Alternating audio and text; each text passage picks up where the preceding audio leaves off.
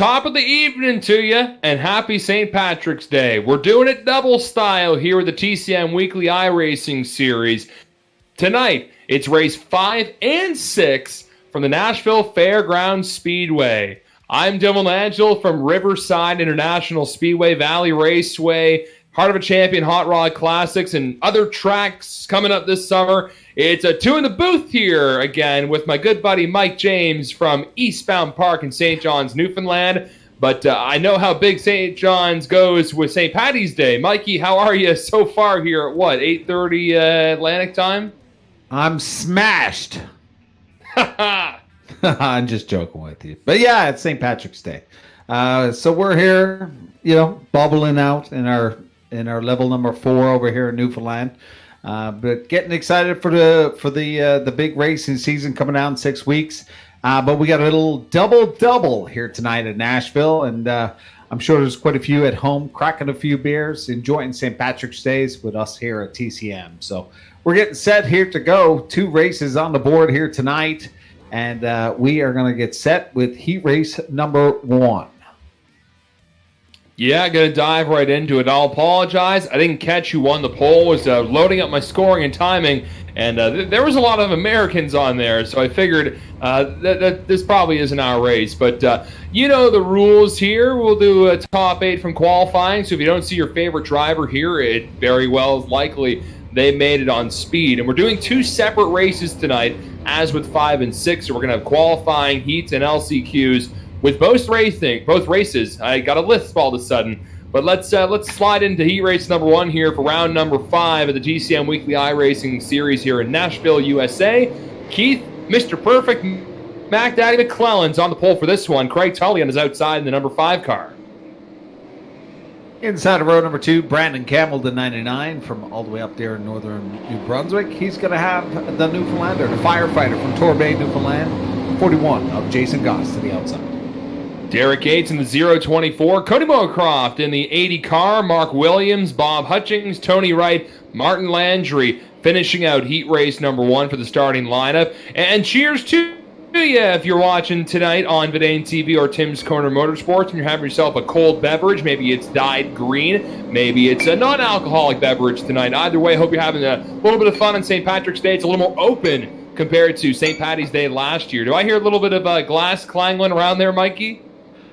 I was trying to get that sound on the go here, but yeah, the beers are clanging here tonight for the double feature as we get set for little St. Paddy's Day. A couple Newfoundlanders out there, so Bob Hutchins, Jason Goss may have something for us, but we'll see as we get set to go. Pace car is going to exit here. It's going to be the Bud Light machine of the 30 of Keith McClellan to get it going here. And we are off to the races just like that. McClellan gets out of the hole and tucks over to the outside and jumps in front of the 5 of Tully as Tully tries to close the door on the 99 of Brandon Campbell as they go 3 for 3 there. As always, you need to remember the word wide, but as always, we take the top 3, and Derek Gates got a little loose there coming out of turn 4, and he has pancaked the inside wall. A little loose, a little crooked, I should really say. But that was a single car incident, so there's no caution. So Tim Terry, Mr. Official Man, he says he's going to be really strict on the cautions, and now Martin Landry is spun out. Now Moorcroft has been taken out. A couple of cars wrecking here on lap number 3. But again, we're going to try and get these races in as quick as we can because we're doubling them up tonight. We don't got a lot of time to waste. Top 3 are moving on from this heat race as per usual. Top 3 from all heat races. Most likely top 4 advancing from the LCQs tonight, Mike. And fun fact, so far through 4 races in this series, we have had 4 different feature winners. Could we have 5 and 6 tonight? Yeah, it'll be interesting to see how that all unfolds. The 41 almost getting out of shape there. Jason Goss tried to pick up some rubber there.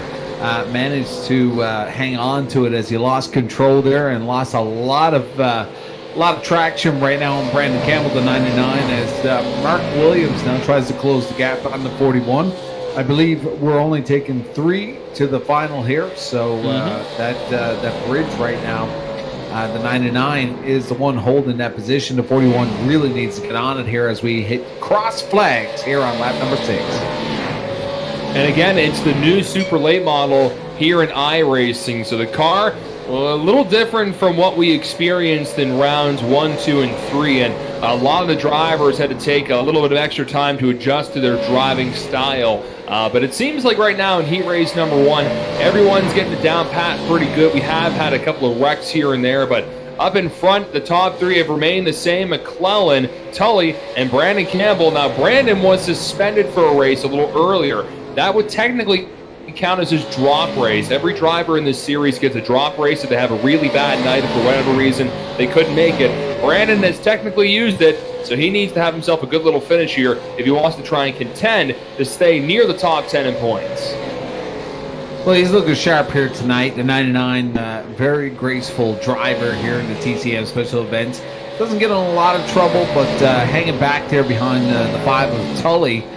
Just watching it here. Now trying a little bit of pressure to the outside, trying to pick up some momentum on that second groove as the 99 continues on with 3 laps to go. It's all the 30 of Keith McClellan. How about tonight we play a little drinking game, Dylan? What do you got? I'm thinking every time you say Tangley or Calamity, we have a drink.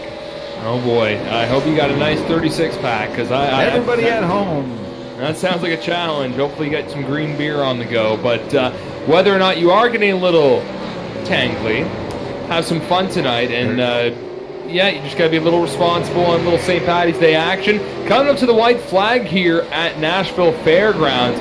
And Brandon Campbell has caught up to Craig Tully, but the top 3 are advancing. I'm not sure if Brandon will really push the envelope here. I know he likes to maybe be a little rougher sometimes in the corners. Going to try the high, wide, and handsome route.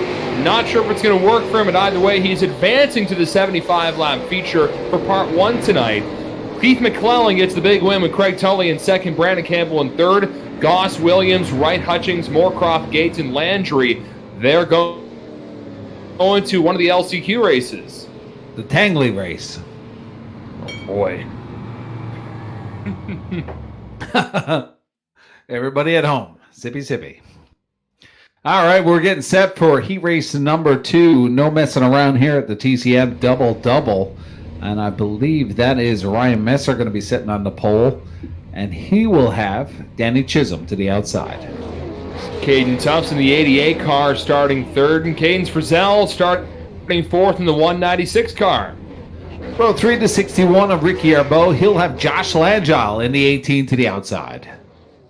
Trevor Smith, Aaron Hebb, Justin Robichaux, Todd Tufts at the back of the field starting 10th. So I believe we have about 36, 37 cars on the entry list tonight, which should make it about 3 or 4 heat races. So far, we've had 20 competitors race so far, with top 8 already making it on qualifying. So I'm guaranteeing next race is probably the last heat race, and then we'll dive into some LCQs. And then we have our first of 75 laps, and then we're going to have it again coming up shortly. So there will be a 10-minute intermission of sorts between the main features coming up. So the finishing off feature number 1, have a little break, have more qualifying, more heat races. So strap in. Big night of iRacing. Thank goodness I have a vacation day tomorrow, Mikey. I got to burn a little vacation from work, and girlfriend's a teacher. She's on March break, so I get a little March break too.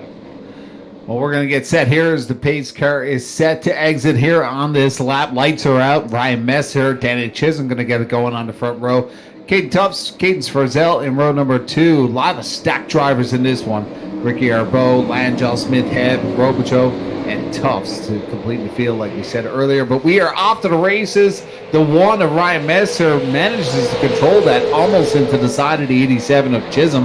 But he's going to branch away from there. Oh my God, he came in a little bit too tight.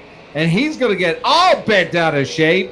And that's going to draw our first caution of the evening. What a tangly mess. Oh boy, cheers to you. But that was a case of Ryan getting completely loose in turn 1 and 2. I don't think anyone made contact with him, but we can only think so far. We need to see what happened. That's going to bring in our good friend Paul Showtime Strickland Jr. for the first replay of the evening. Paulie, what's up? What's going on, everybody? Happy St. Patrick's Day. Tangly. Just kidding. Oh, gosh. Mikey keeping up with us here tonight. Yeah, happy St. Patrick's Day. God, I Thanks hope so much everybody for at coming home's out. keeping up. Oh, man, what's the score now? 12-0? But, yeah, we're going to take a look at the concrete on instant replay here. We're going to go a little slow motion action here so we can all keep up. And a little bit of side-by-side action, rubbing it a little bit here coming out of the corner, but they definitely didn't touch too much. There you can see the flag man waving the green flag, and the number one gets down, gets really good corner entry, right down, almost right on that yellow line. Just loses the back end of that race car, comes right around. Ryan Messer almost has it corrected there, has a little bit of help from the 87 trying to get straightened out, but then you can see a couple of cars in the back too reacting to the smoke and getting pushed up into the wall. So tough break, a lot of damaged race cars here tonight, but we've always got the second race, running 2 full series races here tonight, race 5 and 6 on the season, and we're going to be running the last chance qualifying, last chance for romance twice here tonight, trying to get into these races too. So they may be down right now, but definitely not out on the evening. Well, it's a good thing they will get a new car for the main event, as Paul had just said. Quite a few damaged cars here in heat race number 2. 4 laps completed, lights still out, or still on that pace car. I believe that's the new Camry. Is that what it is? Yeah, looks like it. Looks pretty spanking new to me. Spanking. Now with the new update, but nice to see some of the paint schemes back. Last week was the brand new update. A lot of the drivers are opted to go with some neutral colors from the iRacing sim, but a lot of people busy now this last week in the paint booth trying to get those cars back to their natural colors that we've seen over the course of the year. Yeah, it looks pretty good. And if you're wondering why doubling up tonight, why are there 2 features? Well, next Wednesday, it's an off week for us. I believe Tim's got some e-racing coming up. I think NASCAR's got an e-race coming up next Wednesday or some point next week. Either way, doesn't matter. We're not racing next week with the weekly racing series. We're going to double up tonight, and then we have round 7 coming up on March 31st. Also to note, Mike, the first race tonight is the second race in the Triple Crown for the chance to win a little extra cash, a little extra fun money. And I'm sure we'll get an update from Tim on how that's looking. But the green flag is back out halfway through heat race number 2, and you can see Ryan Messer just trying to manhandle that number 1. He was riding the wall a little, and he has fallen back not so gracefully in that number 1 machine. Here's a little battle now for third, final transfer spot, and that is getting a little tangly with Trevor Smith and Caden Tufts. So the 44 and the 88 side by side. And I don't think Trevor Smith has made a feature so far. That's the son of the Oval Outlaw, Wayne Smith. And Caden Tufts gets a really good exit in turn 4. Starts to pull away from the number 44. Trevor looking pretty sharp here as he tries to get into that position, and we are taking the top 3, as you can see, to the back of the field here. Lots of madness in it. That was kind of foreshadowed for a second as they all wreck. They are wrecking, but we are still under green. They haven't thrown caution here unless the leaders come up on that mess, but we are going to continue. Green flag run as Danny Chisholm, Ricky Arbo, Caden Tufts, your top 3. Trevor Smith is the one looking in from the outside. Can Smith get it going here as he falls back just a little bit by about 0.7 of a second here as the top 3 start to spread out. Looks like almost every car here, Mike's got a little bit of fender damage after we had that big wreck at the front when Ryan Messer got loose in turn 1 and 2. But the damage resets before the feature coming up, and those top 3 are set in stone practically to make the feature, with Caden Tufts catching up to Ricky Arbo, and Trevor Smith, he is drifting from third, so he just has to hope for something to happen between the number 61 and the 88 car. White flag is in the air for Danny Chisholm. He had had a good run going last week. We got some smoke in front of second and third, and Danny Chisholm has flipped the wall a little bit, so I may have spoke a little too soon. Danny has now hit the wall, closes the gap for second, but he's still going to win heat race number 1. Chisholm, car looking pretty beat up, gets the job done in heat race number 2. Ricky Arbo and Caden Tufts finishing second and third, and they'll move on. So that could have been bad, Mike. That could have been really bad for the 87. I thought you were going to say tangly. No, we're gonna reserve that word for a bit. No, we're trying to get an interaction with our fans at home. I'm sure my good buddy Wayne and the boys are having fun here on St. Patrick's Day and enjoyed a bit of racing here on a Wednesday night here in Nashville. But we are not messing around. We are going to go back to the heat races. Heat race number 3 is going to get set here with Brett Suggs from North Carolina. He'll get the pole. He's going to have Mike Rhino to the outside in the 34. Ooh, oh, wait. Sorry, good. Am I supposed to tune out? That's a soda pop, by the way.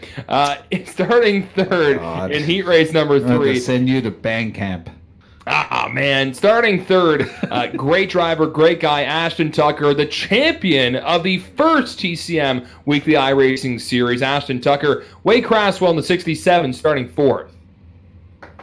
And in the 5th position in row 3, Taylor Layton will be in the 27. He'll have Todd Cousins in the outside in number 2. Daniel Fitch in the 29 car and Craig Kenny. Jay Scrivens along the back as well, starting in 9. Haven't seen Todd Cousins in a while, so it's great to see the two back in action here tonight. Yeah, it's pretty neat to see a few drivers hopscotch in and out. And Ashton doing fairly well in this series again. Just want to look at the top 10 in points. I can tell you that Rational Richard Drake, who is also celebrating his birthday today, he is our point leader with Brett Suggs and Mike Alexander right behind him, tied for 2nd. Danny Chisholm's 4th in points, Dustin Mumbercat 5th. And looking through, actually Ashton's a little further down in 17th, so not exactly the strongest showing, but things can change pretty quick here in iRacing. So a few good runs for Mr. Tucker and a few bad runs for any competitors in front of him. He could easily land himself in the top 5 before the end of this whole deal. Yeah, unfortunately for Tucker, he missed the first race, did not qualify, and then he had missing in action there last week. So that's yeah, I wasn't there last week. So that was 2 races he missed out this year. So very difficult to go back-to-back with his championship. He was our Oxford champion. But we're set to go here. Brett Suggs takes full control with the 34, Mike Rhino. But look at this battle shaping up for 3rd place. And we got some cars wrecking back there. I've seen some wobbly pops going on back there. Yeah, and Ashton Tucker's also wrecked. So a few cars are wrecking here, and they're still wrecking, even going slow. So this is going to mix things a little up here. We were talking about Ashton Tucker gave the old announcer curse, and he'll have to most likely fight his way through a last chance qualifier. Speaking of a guy who did not make it through qualifying, Brett Suggs again. 2nd in points, but this is like the 3rd week in a row where he has not made it on qualifying speed. I don't know if he was in another iRacing league and just couldn't make it in time, but made it in time for the heats. But right now, he's your leader in heat race number 4, but that's going to send him a little further back in the field if he's not able to completely stay up in front. Yeah, well, right now he is going to be starting in row 6 if he takes this win in heat race number 3. But Suggs has been talking about it quite in depth through our interviews, and he's been in the top 3 quite often throughout this series in Nashville, and he's been talking about improving his qualifying, but he's had some issues getting that fast lap time down. The top 8 moving on right immediately into the main event. He just has not gotten there pretty close, as he did take the pole here for the heat race. So he was 3rd fastest outside of our top 8. Halfway through the final heat race, top 3 advancing, and I'm 90% sure, because Tim told me top 4 are moving on from the consolation race, which, like, 5 laps shorter tonight. So only 20 laps for the last chance for romance races. So that's 5 less laps, your chance to qualify yourself in. If you start further in the back in that race, that's less opportunity for you to get to the top positions to make it to the 75-lap main event. But again, double shots tonight, little double-double. Maybe you're having an old double-double from Timmy's and you're rolling up on the app and trying to win more Timmy's points, or a TV or Skull Candy headphones or something. Either way, we thank you for sticking around tonight, and a lot of racing coming up here on a little St. Patrick's Day fun. I'm digging that 27 of Taylor Layton's paint scheme that he's got going on. We're seeing a lot of chrome effects on the cars in this new update. We've seen Suggs with a beautiful rendition last week. I was surprised I didn't see a St. Patrick's Day shout out from Suggs, but nice looking rides here with the new update. Last week, I believe it was Tuesday, about 8 days ago, the big update. The Bristol dirt track was added, which we got to see on opening night. And brand new Super Lake that we're seeing right now. So complete update. Those that missed last week that are tuning in for the first time since the update. This car has been completely overhauled. And brand new 5-star body, as well as the physics on the car, quite different than what we've seen before. So a little bit of adjustment for our drivers. As you see a couple cars, Todd Cousins, Jake Scrivens on pit road. Suggs taking the white silk. He's going to take it home here at heat race number 3. Yeah, and he's at half a straightaway lead in front of Mike Rhino, and that's another driver where sometimes they're quick in qualifying, other times a little deeper in the field, but it doesn't matter. They're going to make it. Brett Suggs wins heat race number 4. Rhino in second. Wade Craspel finishes third. Yeehaw! Now, that's what we do on the dirt, isn't it? Or no, this is Nashville. It is a yeehaw race. It's St. Patrick's Day. That's right. That's Daniel right. Vitch, Craig Kenny, Ashton Tucker, Taylor Layton, Todd Cousins, Jake Scrivens going to have to battle it out in a little tangling racing. Yeah, and we're going to get real tangly real quick, and I think this could be the only LCQ race we're having. There's a lot of guys mixed in from some of the other heats.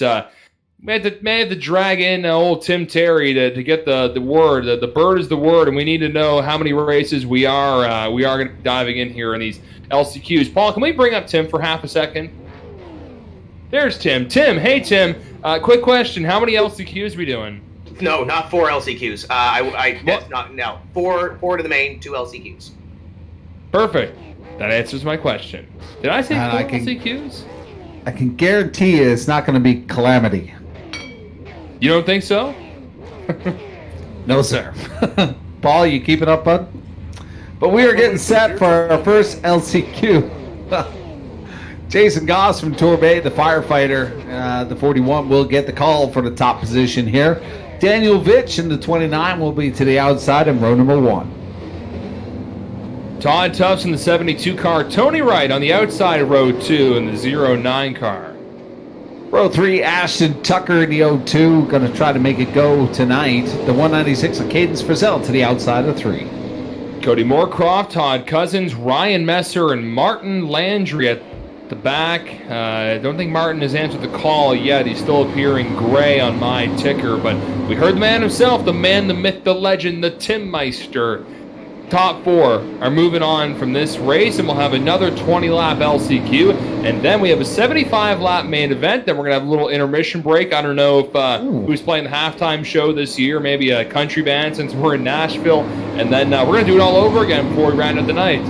Little Dropkick Murphys for St. Patrick's Day, but boy, oh boy, man, what a lineup of top contending drivers in this LCQ. These are some of the drivers that you tend not to see in an LCQ. So this one could be one of the top ones I've seen this year, as this is going to be a mess to try to make the big show. As Martin Landry now joins us on pit road, he should be able to get there in time. As the pace car now exits, Jason Goss will have the hammer. We are set to go green, green, green, green, green. And this is going to be a wild one, folks. Straddle up. It's going to be tangly. Track is looking fast as well. It looks like it's pretty cloudy, and this is a race full of drivers who had some hard luck in the heats earlier, including Ryan Messer and Ashton Tucker, and they're getting tangly in the back. A few cars are getting loose. Todd Tufts gets loose at the top of the track. I don't know. A Moorcroft and Ryan Messer did not clip him, but we are still green flag racing. So we saw the 72 get further up the track, Mike. It looks like there's just no grip up there yet.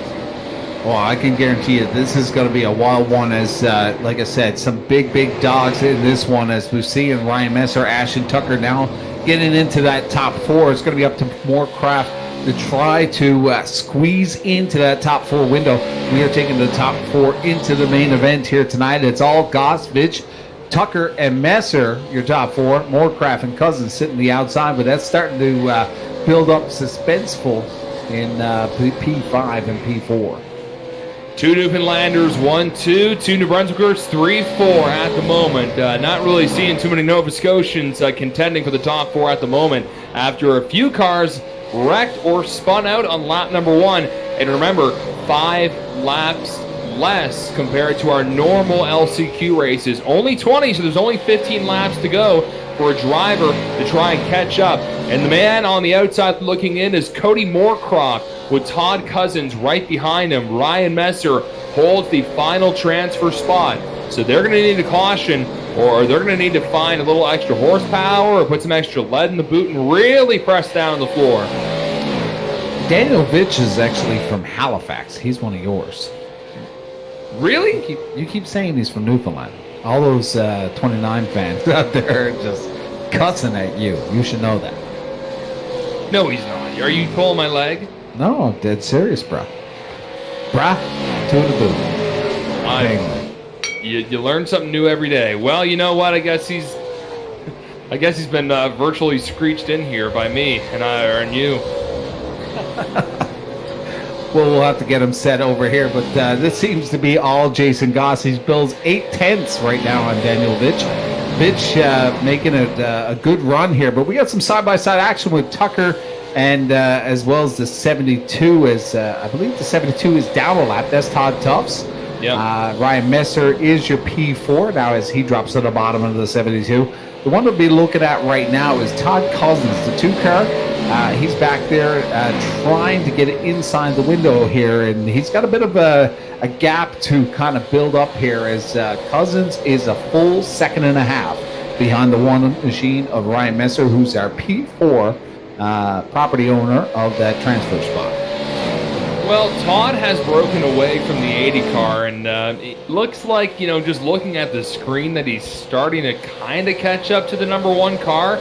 But running at a time with only 8 laps to go, in front of Ryan Messer, you can see Daniel Vitch is right in front of the number 2 car, Ashton Tucker. Ashton had a little hard luck there in his heat race, so now he is in a transfer spot to move on to our 75-lap feature. Sitting comfortable in 3rd, but I think he wants to move up to 2nd, Mike. Yeah, for sure. I mean, bit of a battle there for P2 as the 41 sets sails here. A little Torbay native setting a big launch here in front of Danny Vitch and the rest of them. The 41 with a new paint scheme here tonight. A bit of a throwback to the original 41 paint scheme at Eastbound International. Nice to see the 41 in the white. We've seen him in the gray tone for quite some time in the iRacing simulator, so I guess the opportunity with the new 5-star body decided to go back to the clean slate. Ooh, and it looked like the number 2 gave a little boot scoot to the number 29 car. Daniel actually got a little shot there from the number 2, and now Ryan Messer has closed in, so it's a 3-horse battle for 2nd spot at the moment. Jason Goss is pulled away from the 29, the 02, and the number 1. Todd Tufts, not even in the same area code with 5 laps to go. But these 3 drivers, I've stressed it a few times, drive carefully, especially when there's only a few laps left to go in this LCQ. You're in the show at this point. Don't try and push the envelope too far. Yeah, with the position that you're going to be in for being in the LCQ, the amount of spots that you're going to gain here is just not worth the risk. As we see Ryan Messer get to the bottom with Ashton Tucker to the outside. Now Tucker going all the way up to the top side, giving the 29 a run here. This is getting wild as they really take off the gloves here as Vitch tries to hold them off, but we do have a position change.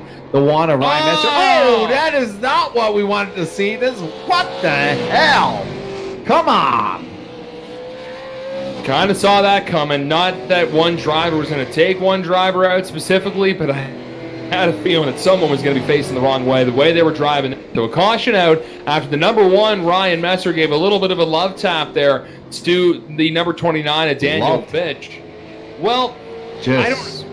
But it's hard to tell. You can't really say if it was full on, he just drove into him, or the 29 let off the gas a little easy. We have seen a few cars get a little squirrely in the corners, but we'll have to see if Ryan is sent to the back of the field here. I'm assuming he will. And maybe, well, the 29, I'm not sure exactly what the call is going to be here. Now, it looks like the 29 will be going to the back of the field, so that has shaken up the lineup, which means the number 2, Todd Cousins, is now in a transfer spot, and Daniel Vitch looks like he will be scored as 4th here, I think. And Crazy maybe times. Ryan Messer's 5th. Paul, what'd you think of that? Showtime? Paul?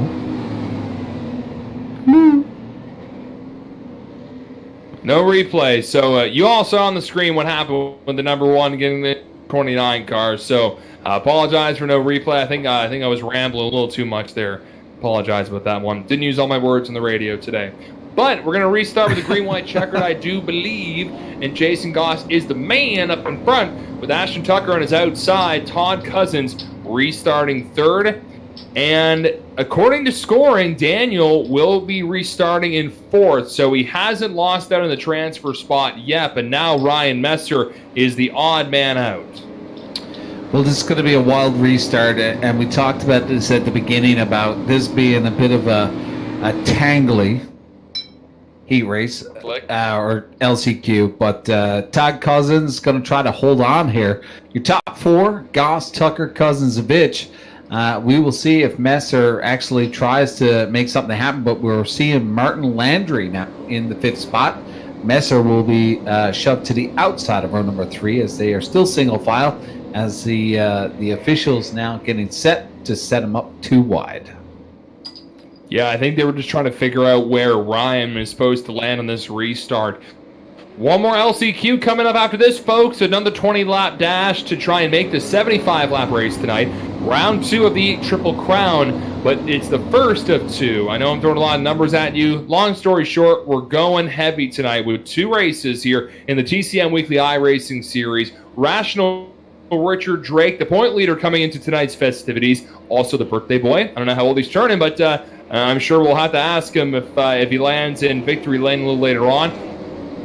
Or could we see a driver get a win and be another driver that doesn't double up on their win? So far, we've had 4 different winners in this series. Just a quick public service announcement, guys. The beer truck has arrived. Shout out to Ben the Beer Man for dropping off a nice 18-pack of Busch Lattes. Here celebrating St. Patrick's Day. But ATVs always reminds you to drink responsibly. Is that why there's no Tangly. replay? That's why there was Is that why there's no replay? No, we were on technical difficulties. Tangly difficulties. So it wasn't me talking. Great. Anyways, green flag is back out here. Jason Goss gets the advantage and gets in front of the 0-2 Ashton Tucker. But keep your eye on the battle for 4th because Ryan Messer has grabbed it from the number 29 car.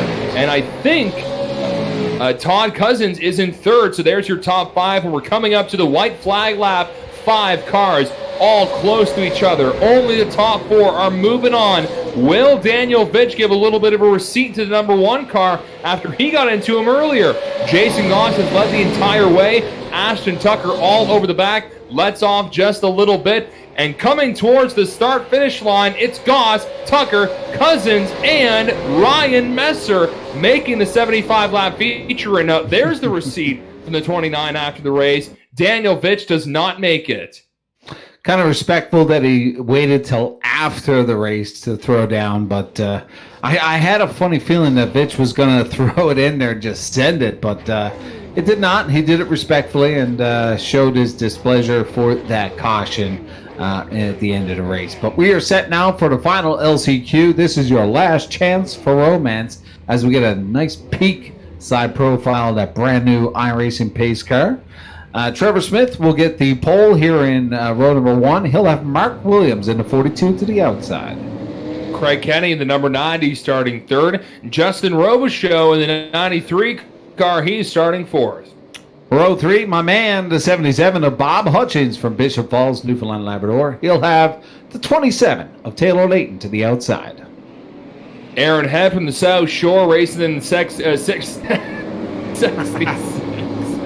The 66 car. And Derek Gates on his outside in the 024. Jake Scribbins and Josh Langille in the number 10. See, over the weekend, Mike, and any racing fans here, any Formula One fans, we lost a legendary announcer in Murray Walker, and he was known for his Murrayisms when he would have a little stumble here and there. We're going to call that one a Dylanism.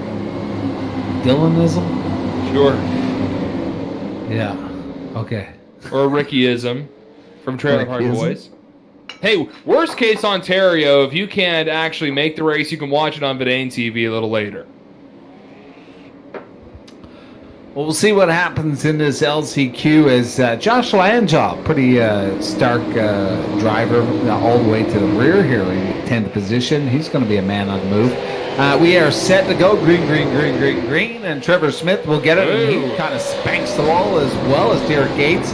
A couple of drivers coming out of the corner of turn 4. Oh, we got another rack there, Leighton. We had another one. That's that chrome yellow Leighton. Hard on the brakes as he comes back into formation. We are still under green. Oh, Leighton, oh my goodness, what's going on with his car? He has no control of that number 27. No caution, a single car incident. Beautiful paint. Beautiful paint, but it's going to get all scratched up, hitting the wall. You don't want to keep doing that. It's lap number 2 at 20. Last chance to try and make the first 75 lap feature coming up tonight. And yeah, we start a couple minutes early, trying to get this thing all done before curfew or whatever. And whoa, a bunch of drivers. Wow. And that's going to collect Derek Gates and the 66. I don't think they're going to throw out the caution though, because it happened at the back of the field. Tim's probably screaming at them, keep going. Get it going. Here we go. Trevor Smith, Mark Williams, Craig Kenny, Bob Hutchins, your top 4. Those are the boys that are making it to the main event here if everything stays as composed. Justin Robichaud, if I said that correctly, the 93. Yeah. Robichaud. I like that name. Ricky Bobby. Little je ne sais quoi, little French. I don't know if he's from New Brunswick, but possibly. But anyways, yeah, you can see that he is trying to chase down Bob Hutchings in the 77. You've talked about drivers mixing up their paint schemes. I think Bob's almost had a different one every time I've seen him lately. He's had a little Canadian Tire theme, and now he's got an iRacing black car, that number 77. But right now he's trying to block off the number 93 of Justin Robichaud. And Robichaud is all over the bumper for just a moment, coming up to the halfway point here in LCQ number 2. And here comes Robichaud trying to charge to the outside. He had to get a little guidance from the wall, but it slowed him up just a little bit. And now he drifts back in the 77. Yeah, Hutchins got a handful right now trying to hold up 3. He may have to let him go here. There's still lots of time, 12 laps to go. You don't want to be blocking at this point of the game. You know, if you can stay and let him go and then make your move a little bit later, you're going to be using up a lot of that car trying to hold him off. But we'll see what Bob Hutchins has for us as we look in at our top 3, Trevor Smith, Mark Williams, and Craig Kenny in the 90. Having a little battle, close quarter racing, just within quarter of a second in between each one. Hey, and there's nothing wrong with close quarter racing. And a little further back, Hutchins was right front stretch, as now there are 3 cars trying to make this final race on the final transfer spot. Oh, Robichaud clips the wall again. Josh Langille, it appears as a 51 on your screen, but he's 18 on the scoring ticker. Using that Kyle Busch scheme. Oh, Hutchins gets clipped and all cars there taken out, but can they hang on to it? No, they can't. Caution will come out. They were able to sort of hang on to it, but that will bring out the caution here after Hutchins clipped the wall and hit the 90, hit the 51, but now we have a caution halfway through. Who's that guy? His name is Paul. Hello, Paul. That's right. Hello. He knows it all. Hi, my name is Paul. I like to do drawings. Taking a look at the Kong Beer Bong instant replay once again here, and it looks like everybody was able to gather back up after a big tangly calamity mess here. But I believe, being that it was 3 cars involved with that transfer position here, a little bit better than halfway through here, that's why the caution was thrown. You can see the 77 bounces off the wall after a little bit of contact into the 51, skating on down, and then the 93 comes out, kind of straightens the 77 up, and 51 kind of tucks in behind there. So big damage on all 3 of these race cars, but they are still going to be able to continue and try and make this first of 2 features here tonight, as we're running the double shot. Double shot of tangliness. aluminum. Little really double-double on a Wednesday I night. wonder how many fans at home are actually taking part in our Tangley drinking game. If you are taking I part, can imagine. comment in Facebook. Comment Tangley. I think maybe a couple may. It's that day. It's that time of year. Quite a few in Newfoundland enjoying today. What a beautiful day. We get set to go back in some normalcy. I know you guys have been under some decent restrictions of recent, but our lockdown is starting to come under control. Kids back in school tomorrow, so hopefully now we continue with this and get back to some real racing in 6 weeks. Yeah, things are looking good over here. The premiers, I believe, are getting together on Zoom tonight, probably having a couple beers and talking about the Atlantic bubble reopening soon.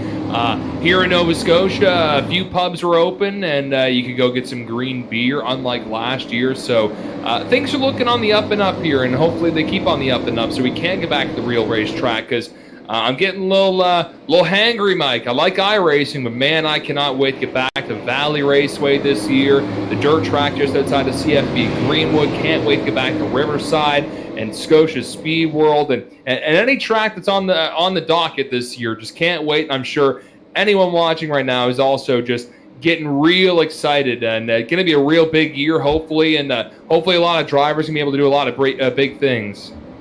We should have a party at Eastbound International. I'll send you some air miles and be down here. Yourself, Tim and Paulie, and really get it going here. But we are set to go with 5 to go here as Trevor Smith gets full attack as we go 3 wide coming into the corner here. Man, this is getting tightly.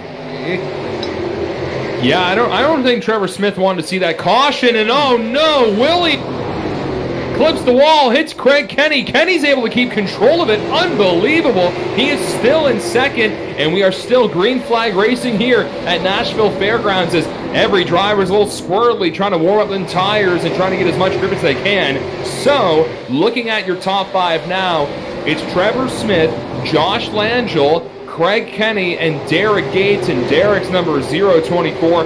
Pretty beat up, and Justin Robichaux now on the chart to try and catch up to the 024 with 3 to go. Got to give it up for the 51/18 of Josh Langille, who started in the P10 position, has managed his way all the way up into that second position behind Trevor Smith in the 44, and looking good. I think Josh Langille might have something for us tonight, as he is a quick car coming around the track here tonight. He's 0.2 of a second faster than the rest of the field, but we got a little bit of carnage back there as we continue to see some of the drivers having some control issues, as we have another look in at the 77, as he has quite a few behind him. Now it looks like final lap. We have that is Leighton, and Scriven's getting into it, but White Silk's in the sky for the 44. Langille's going to try to give him a run in the final. They'll go door to door to the finish line. Wreck it to the finish line. That is a wild one, but it is going to be Smith. Trevor Smith with a picture perfect finish here with a little pressure from Langille. Craig Kenny, Derek Gates also going to the big show tonight. Aaron Hebb, Bob Hutchins, Robichaux, Mark Williams, and Taylor Leighton, and Jake Scriven's going to be watching from the grandstand. If we have any sort of racing like that towards the end in this 75-lap feature, gonna be a good one. We are going to grid up right away because we got a lot of business to take care of tonight. Welcome to race number 1 of 2 this evening. This is race number 5 of the TCM Weekly iRacing series. Rational Richard Drake, the birthday boy coming into tonight's races, was your point leader. Will he come out as the point leader? Here's your starting lineup, and Chris Roma grabbing a pole tonight. He starts in first in the number 83, and the point leader coming into tonight's festivities, the 141, Rational Richard Drake. Inside of row number 2, the 116 of Dustin Mombercat. He's been pretty hot over the last couple of weeks here in the TCM special events. The 83, Corey Hall, who was a race winner there last week. He will be on the outside of 2. To mention as well, Dustin Mombercat was the Triple Crown winner in round number 1, and there he is appearing on the track now in the infield area. On row number 3, Riley Duncan in the 97 and Mikey Alexander in the 75. And your final row of the top qualifiers in the 7th position, the 56 of 10 Woolridge from Prince Edward Island. Young gun in a bando, making a big appearance here tonight. Outside your final top 8 qualifier, Travis Roma in the 38. And the rest of the field will include the drivers we just saw in the heat races and LCQ, including Keith McClellan, Danny Chisholm, Brett Suggs, Craig Tully, Ricky Arbo, Mike Rhino, Brandon Campbell, Caden Tufts, Wade Craswell, Goss, Trevor Smith, Ashton Tucker, Josh Langille, Todd Cousins, Craig Kenny, Ryan Messer, Derek Gates, after having a rough heat race and a semi-rough LCQ, will start shotgun on the field in 25th. We've had 4 different feature winners so far in this series. Could we have number 5 before we finish up all the racing tonight, Mike? What do you think? It's going to be interesting. A lot of great racing ahead here tonight. And, when it comes to who's got a chance here, the top, it's going to be one to look at. Halfway, Jason Goss in the 18th position. There's so many stout drivers. Ashton Tucker is in the 20th position. Ryan Messer is in the 24th. I think we're in for a real treat here as we see some of the top contenders come from the back. Green, green, green here in Nashville for race number 1 of the St. Paddy's Day Double-Double. Why wasn't that the official name of this race? I'm not sure, but Chris Roma gets the early lead, and he's already spun out by Mumbercat. Mumbercat takes out the leader, and this is going to take out a lot of good cars, Mike. Giant pileup on the backstretch right off the get-go here. Oh, it's like the big one. The big one. Oh, my goodness. What a big wreck, and that was some contact with the number 16 booting the number 83 in turn 1 and 2. And I don't know if that's just a case of the tires not being completely warmed up. I think Rational Richard may be the only driver who didn't get completely tangled in that. But let's bring in Paul Strickland to show the full deal. Giant wreck. Big wreck. Huge wreck. And we saw what happened with the contact there in the front row. So we're going to take a look from the blimp on the instant replay just to see how many cars were involved there. There you can see the birthday boy up on the top side, Rational Richard Drake in the 141, and you can see the 16 gets in there good and hot. The 83 a little bit on the loose side, but he does get a whole lot of help there from the 16 in the quarter panel there. Richard Drake gets by. The 083 gets by. Scrapes just a little bit. Looks like the 97 is by. McClellan is by. 75 of Alexander is by. And then the racing groups pretty much get blocked up. A traffic jam here on the backstretch. And there you can see drivers just trying to come to a complete stop without actually hitting anybody else. So a lot of cars with a lot of damage here on a lap number 3, wrecking on lap number 1. That's a tough break. That's a whole lot of tangly race cars throughout the field. Yeah, and it looks like maybe Mac Daddy, Keith McClellan, was like one of the only guys to make it completely clean through the field. You saw Corey Hawley made a little bit of contact with the 83 after they spun out. So we're going to get the replay up here. We're going to show Keith McClellan because he was deep in this field, right, Paul?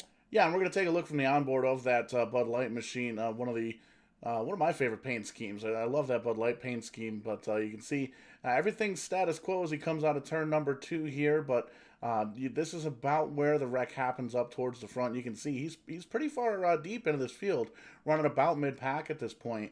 There you can see the leaders entering into turn number 1, and I think we backed up just a little bit. This is the pace. This is the pace lap. Back her up a little bit. You're starting to run out of beer. Apparently. Not entirely sure what the heck is going on with this here technology, but we'll back it up again. Here we go. Let's see if we can get this right. There we go. I think you're on the money now. Well, we're on something, that's for sure. We're on the Busch Lattes here tonight. But here's the green flag, and we'll slow it down. Lattes. There we go. This is the action. You can see it's 2 rows deep here. There's the contact. There's the smoke. Points it down left, and you can hear him just burping the throttle. Does a great job getting that thing through the carnage. Comes home. Doesn't come home quite yet, but he's going to restart 6th. That Bud Light can is not crushed in. That's what you really want to say. Yes, 100%. Yeah, that was some good heads-up driving, and I honestly, he was probably in the best position, maybe where he was in the field, to be able to see what was going on in front of him, able to tuck it down pretty easily. Thing too with Nashville Fairgrounds, you've got wall on both sides, unlike Oxford where we were for the series last time. So there was room to go on the outside or the inside. Not so much here at Nashville Fairgrounds. Once it bottlenecks and cars wreck, there's not a lot of real estate to move around in. But he makes it clean. A few drivers do too. And a lot of dented up mobiles here on lap number 6. But we're back. Green flag racing. Rational Richard Drake is now your leader. Corey Hall's in second, and we've got Dan Woolridge now wrecking out of turn 4, and he completely comes back in the middle of the field, but no one, I don't think, hit him. What? No caution, but he's going to have to really try and put that thing back in reverse. Tanton, put it in R, man. Reverse. They're going to throw the caution. That could be a penalty. That may be a penalty for the number 56 because there was plenty of time for him to hammer back and get out of the way of the leaders. So look at that field come around him. Yeah, I mean, nice looking shot. Beautiful shot. Hard to see as it were there. That may very well be a penalty on the 56 of Tanton Woolridge. Tim Terry, race official, race series owner, as it were, was very, very clear that if you can't get the car rolling, then we have to throw a caution because you're a single car that's stuck. We're gonna end up giving you a penalty, and I believe it was a 5-lap penalty. So we'll take a look at 56, and you can see down low Keith McClellan on the high side, and no contact, but just losing the back of the race car. Wow. Big hit. And you can see tries to get it pointed as he spins around. Doesn't quite. Wall's in the way there, kind of gets it in reverse, and then the leaders come up through here, and that was definitely a tangly touch and go kind of situation there. Because Keith McClellan again. Yeah, almost. Hey, Paul? Yes, sir. 56 car, 2 minutes, delay a game. Well, not 2 minutes, it's a stop and go penalty. Delay a game on the 56. We waited for him on the back straightaway to get going. Could have towed that race car. Instead, he tried to get it going and then sat in the middle of the group as the leaders were coming by. So delay a game penalty, 56 car. This is a doubleheader tonight. We're trying to get some racing in here, and that put us under our second caution. So I called the boys, but I was wrong on the penalty. Hey, you're in the ballpark though. But Paul, you do some iRacing. I'm curious. Can you stall the car like you would a true super late model if you did spin out? Like if you tried quickly getting back in first and reverse, can you stall it in iRacing? There is a way to stall the race car, yes. But as far as like shifting or trying to get it into first gear, not so much. There is a way where you can maybe accidentally hit the ignition button, which by default is a keyboard button, but a lot of drivers will put that ignition button right on their steering wheel. I've seen many cases where racers will actually bump that ignition button, shut the car off, and not realize it, not be able to figure out what's wrong with it. But at that point, we could see the wheels were turning on the 56 car. He was trying to get the thing pointed, and just could have gotten the pit road much quicker if he just towed that race car. Yeah, and that could have been very bad, and those be the rules. We're not trying to pick on Tanton or anything. Those are just the rules that we have here. It's like if you hook someone in hockey, there's a couple penalties here and there. So he'll have to go to the sin bin, a little stop and go ski penalty, as we heard from Tim Terry on lap number 12, and we have not done a whole lot of green flag racing in this feature. So a driver like Rational Richard Drake, who is in front, they're hoping, I think, that there's a lot of caution laps because that keeps them in front, and it's less opportunity for other drivers to try and take away P1. Still trying to figure out what kind of pace car that is. I don't think it's a Toyota. Paul? What is that pace car? Zoom in on that. Looks like a Saab. Yeah, I'm not even sure. It's got an emblem on the back of it. Alfa Romeo? Oh well. Hey, don't say that word. Green flag is back in the air, green flag is back in the air, and man, what a start for Rational Richard. He gets right out in front, not wasting any time, getting in front of Corey Hall, and those are true drivers that have already swapped some wins here. Actually, your last two race winners here in the TCM Weekly iRacing Series. Corey, dominated last week. We had another Mr. Perfect situation nearly. Actually, no, we did have another Mr. Perfect situation with the number 83. And right now, we're not going to have that because technically the pole sitter was Chris Roma. So we're not going to have another streak of that going on. But we could see another two-time winner in iRacing with TCM, and it could be Rational Richard tonight. A lot of activity behind the 7th position as we see our leaders start to separate from the back of the field, but a lot of two-wide racing back there. Those guys are getting it done in the midpoint here, trying to pick up some positions as they battle it out, but 17 gone on a 75. It's all Rational Richard Drake, Corey Hall, Mike Alexander, Brett Suggs, Riley Duncan, your top 5. And those are the usual suspects we see up in front here with TCM iRacing. And Keith McClellan, he's a driver where he comes to the front, and he's already been Mr. Heads Up so far, avoiding 2 wrecks early on. Lap 18 of lap 18 of the first feature tonight. We've got 2 of them coming up here on St. Patrick's Day, and whether you're having some green beer or maybe a ginger, maybe just the water tonight, we want to thank you for sticking around tonight, and if you stay for the whole time, it's going to be a really good show. Really big show, as Johnny Carson used to say way back in the day. Well, lots of heating up going on in the mid-pack here as we see Dustin Monbriquette and the rest of the field there. It's getting a bit wild back there as everybody's trying to fight. We're having a peek at the 16th Dustin Monbriquette, who's at the front of the field. Got into our leader there at the early parts, Mr. Roma, and has now had to work his way from the back of the pack, now finding himself in 13th position and continuously moving forward. One car in particular that has been hot on the move is the 10th position, the 1 of Ryan Messer. He's taken the 18 of Josh Lanjaw with him as they come from all the way from the back of the pack to the midpoint.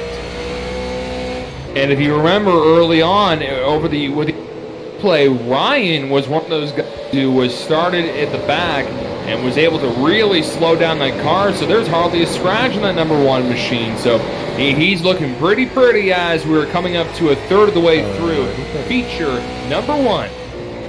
Party. As we sit on board of Ryan Messer in the 1 as we have a peek at that 10th position. A lot of calamity going on right now as they single file. There you go, Paul.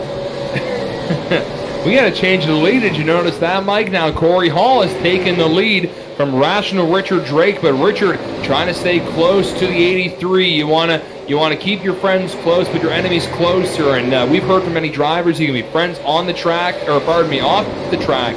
But once you're on the track, well, that's when they become enemies for just maybe a little bit, maybe as long as the race is.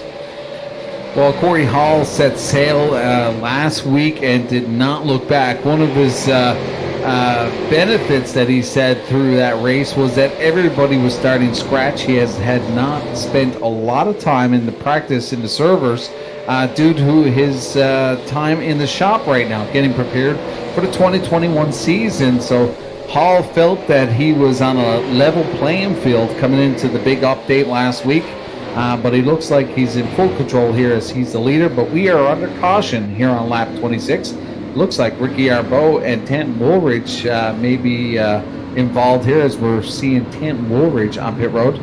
Ricky Arbeau, actually, my apologies, has been exited from the race 11 laps ago. Good opportunity to pull up the Kong Beer Bong instant replay, and we're going to actually kind of sift through the field here. There we see it might actually be Tanton Woolridge there, pointed in the wrong direction. So we're going to pull up the replay. It looks like he did it all by himself, and we're seeing right now, looking at timing and scoring, that he is a couple of laps down already in that 56 machine. So see if we can pull this up and take a peek and see what went down in the 56 car. There you can see some damage on the front left of that car. Comes out of turn number 2, heads on down into 3 though. Again, loses the back end of that car, tries to overcorrect it, slams that nose right into the outside wall, and that right there is how it should be done. Hit the quick reset, quick tow button, and send it down on pit road. So good heads up tow truck driving there for the number 56 Tanton Woolridge, but he's going to lose a couple of laps here on pit road as the tow truck comes around, picks that car up, and then he's going to have a little bit of repairs to have to work on that. So, tough break for Chant. Looks like he's probably going to finish 24th here tonight, but there's always race number 2 coming up right after this one. Big Machine Vodka. Best vodka in the South, they say. Did not know Big Machine Records had a vodka. What's that? What it sounds like. I wonder what it sounds like. Well, Big Machine, a big player in the country music industry. Good friends of mine were doing a tow truck tour, and Big Machine was involved. And at the time, Miranda Lambert, who became a superstar in this day and age, was opening up for monster trucks back then. So Jason Aldean was the other artist. He was still a bit of an unknown at the time. He had the big sexy green tractor, or whatever that song is. Big Green Tractor. Big Green Tractor, but they all fell under the Big Machine label. So we see that on pit road there. I did not know Big Machine had their own vodka. They got their own check that vodka. out. They sponsor they sponsor the Brickyard race. They've got their own race team now in the Xfinity series. So Big Machine doing some pretty big things in the world. Wow.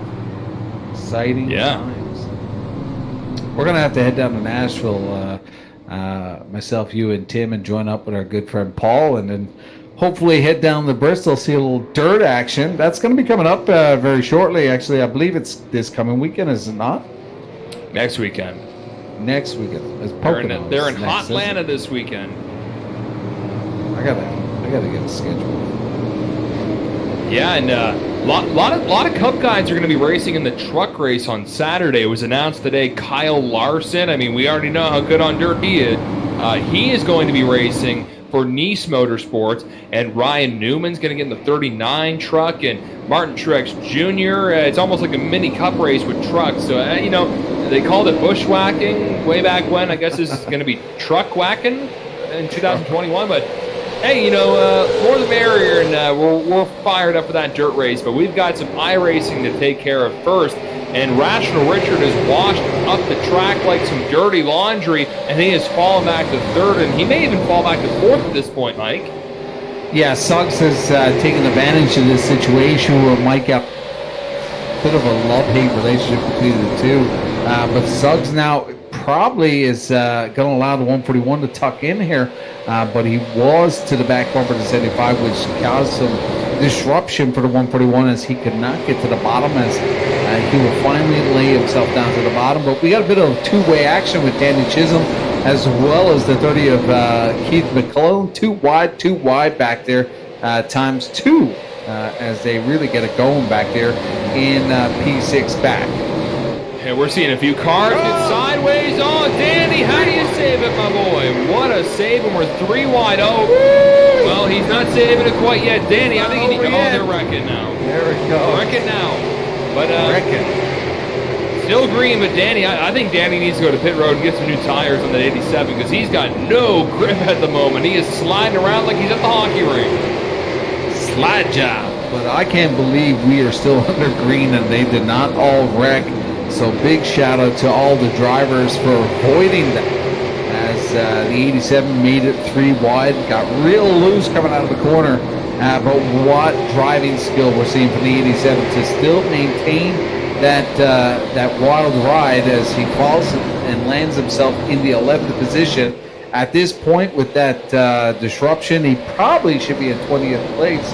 But with his driving skill, has managed to stay within contention in that P11. As he continues to go back on the attack, he's got Ryan Messer in the 10th position. The 1 is trying to hold on. As we take a peek at the 16 of Dustin Mombercat. Mombercat trying to get to the bottom of Caden Tuff's here. Battle going on with the 88. Yeah, if you remember, Mombercat started up in front but made contact with the Bolton or Chris Roma. That sent him to the back, so he is slowly snaking his way through the field, but he's still got a long time to go, not a lot of time to get there. Coming up to lap number 40, 35 laps to go for Corey Hall in the 83 car. Mike Alexander had some rough runs recently. Hasn't been in, we'll call it top form with the TCM Weekly iRacing series. Around this time last year, he was dominating almost every race when the pandemic started, but now we're seeing some other drivers and other superstars here in iRacing, if you will. Hit some big wins and seeing some drivers really step up to the plate, like irrational Richard Drake. Richard came into tonight's races as the point leader. A top 3 finish would certainly do him a lot of good. You know he wants to get that big win, at least one win tonight. And Paul, correct me if I'm wrong, but is the weather going to be changing a little bit between races?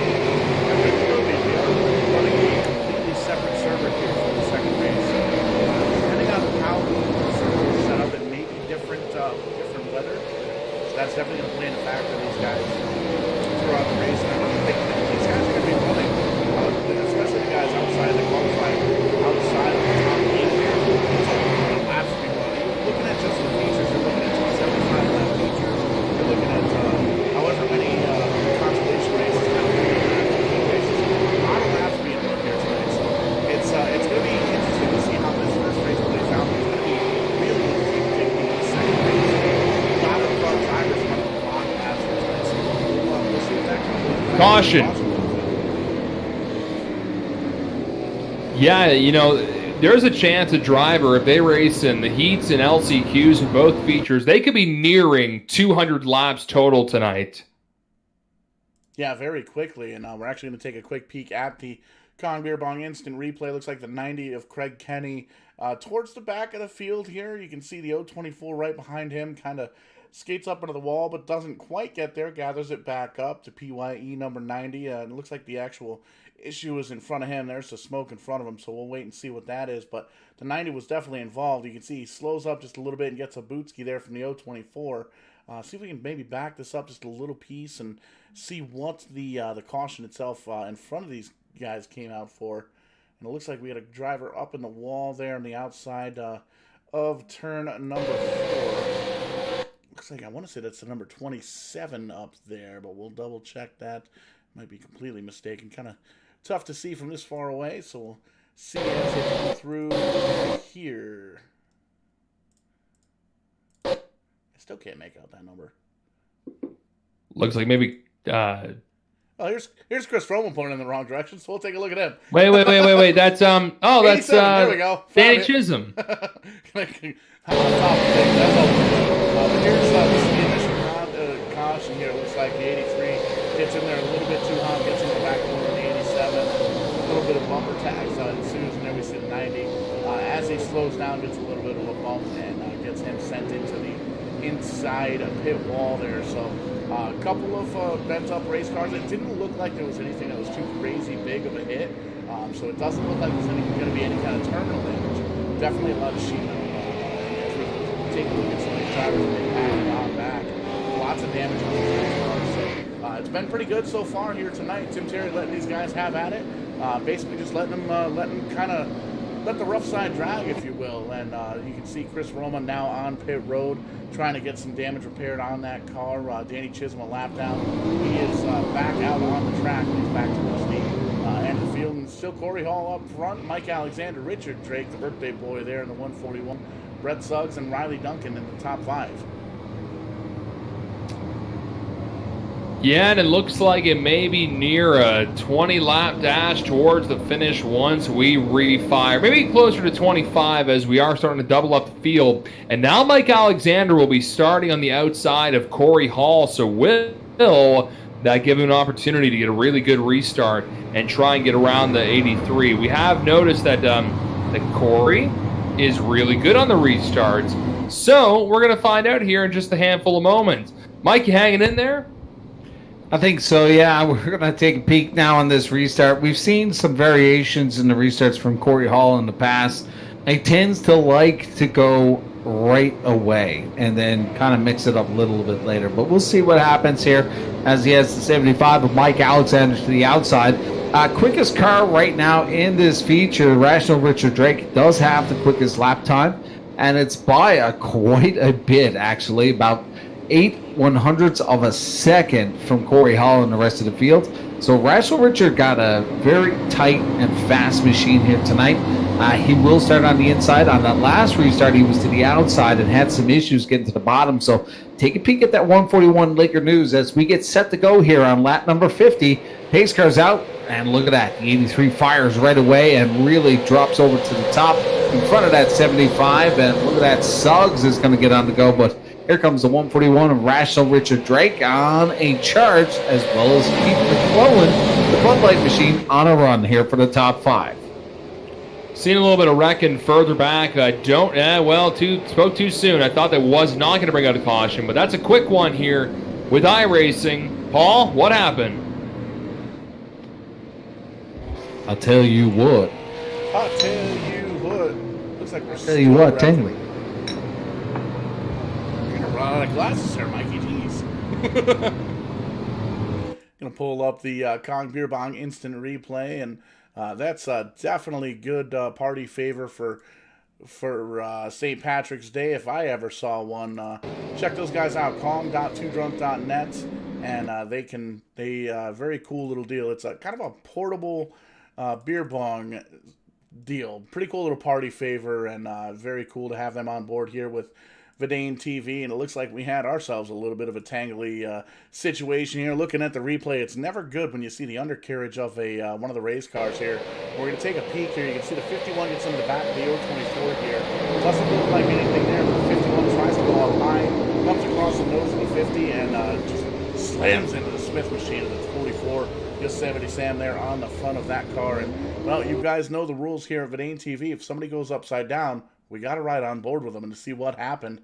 And man, oh man, just that is a vicious hit for the number 44. And we're not even going to slow this down. We're going to take a look at this real time because it was a nasty, nasty hit.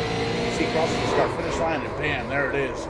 Scraping the ground, smoke, trees, another car, underneath the car. Comes to a complete stop, and he's like, man, what do I do from here? There's another quick little tap to the 90. The 90 is going to call for a tow truck, and the 44 still able to drive away. So that's astounding news there for the 44. Lots of damage. Going to come down pit road, see if he can get some repairs done on that machine. But man, oh man, Paul? Nasty hit. Yes. 44 and 90. Stop and go. Delay a game. And there you have it. Some more delay of game penalties here tonight, and it's hopefully these guys will start to see that if you just sit there and wait for the caution to come out, you're going to end up getting penalized. So it's not really going to be playing into your favor. We got a little bit of time. Your light's still on the pace car. The delay of game penalty is basically for these drivers with iRacing and really with any racetrack. If there's a car that's pointed in the wrong direction on the racetrack and they stay there and they do not go, the caution very obviously has to come out. Safety first, nobody gets hurt. That's the biggest rule in racing. If a driver, with iRacing, what you're able to do in the actual simulation that you're not able to do at the real racetrack, you can hit the reset button, and essentially what that'll do is it'll call for a tow truck. It gets you off the racetrack. It visually parks your car on pit road, but what's happening is a virtual paced car, or a virtual tow truck rather, is coming up to pick your race car up, pull it onto the pit road, and then you can repair your car from there. What these drivers aren't technically doing is they aren't hitting that tow button as quickly as they should be, and that's going to be the delay of game penalty that Tim has worked into these the Tim Corner Motorsports Weekly Racing Series races here. Is if you have time to sit there and park and wait for the caution to come out, you have time to hit that tow button and call that tow truck and get out of the way so we can have some green flag racing. Speaking of which, Dylan, green flag is out and Corey Hall has the lead.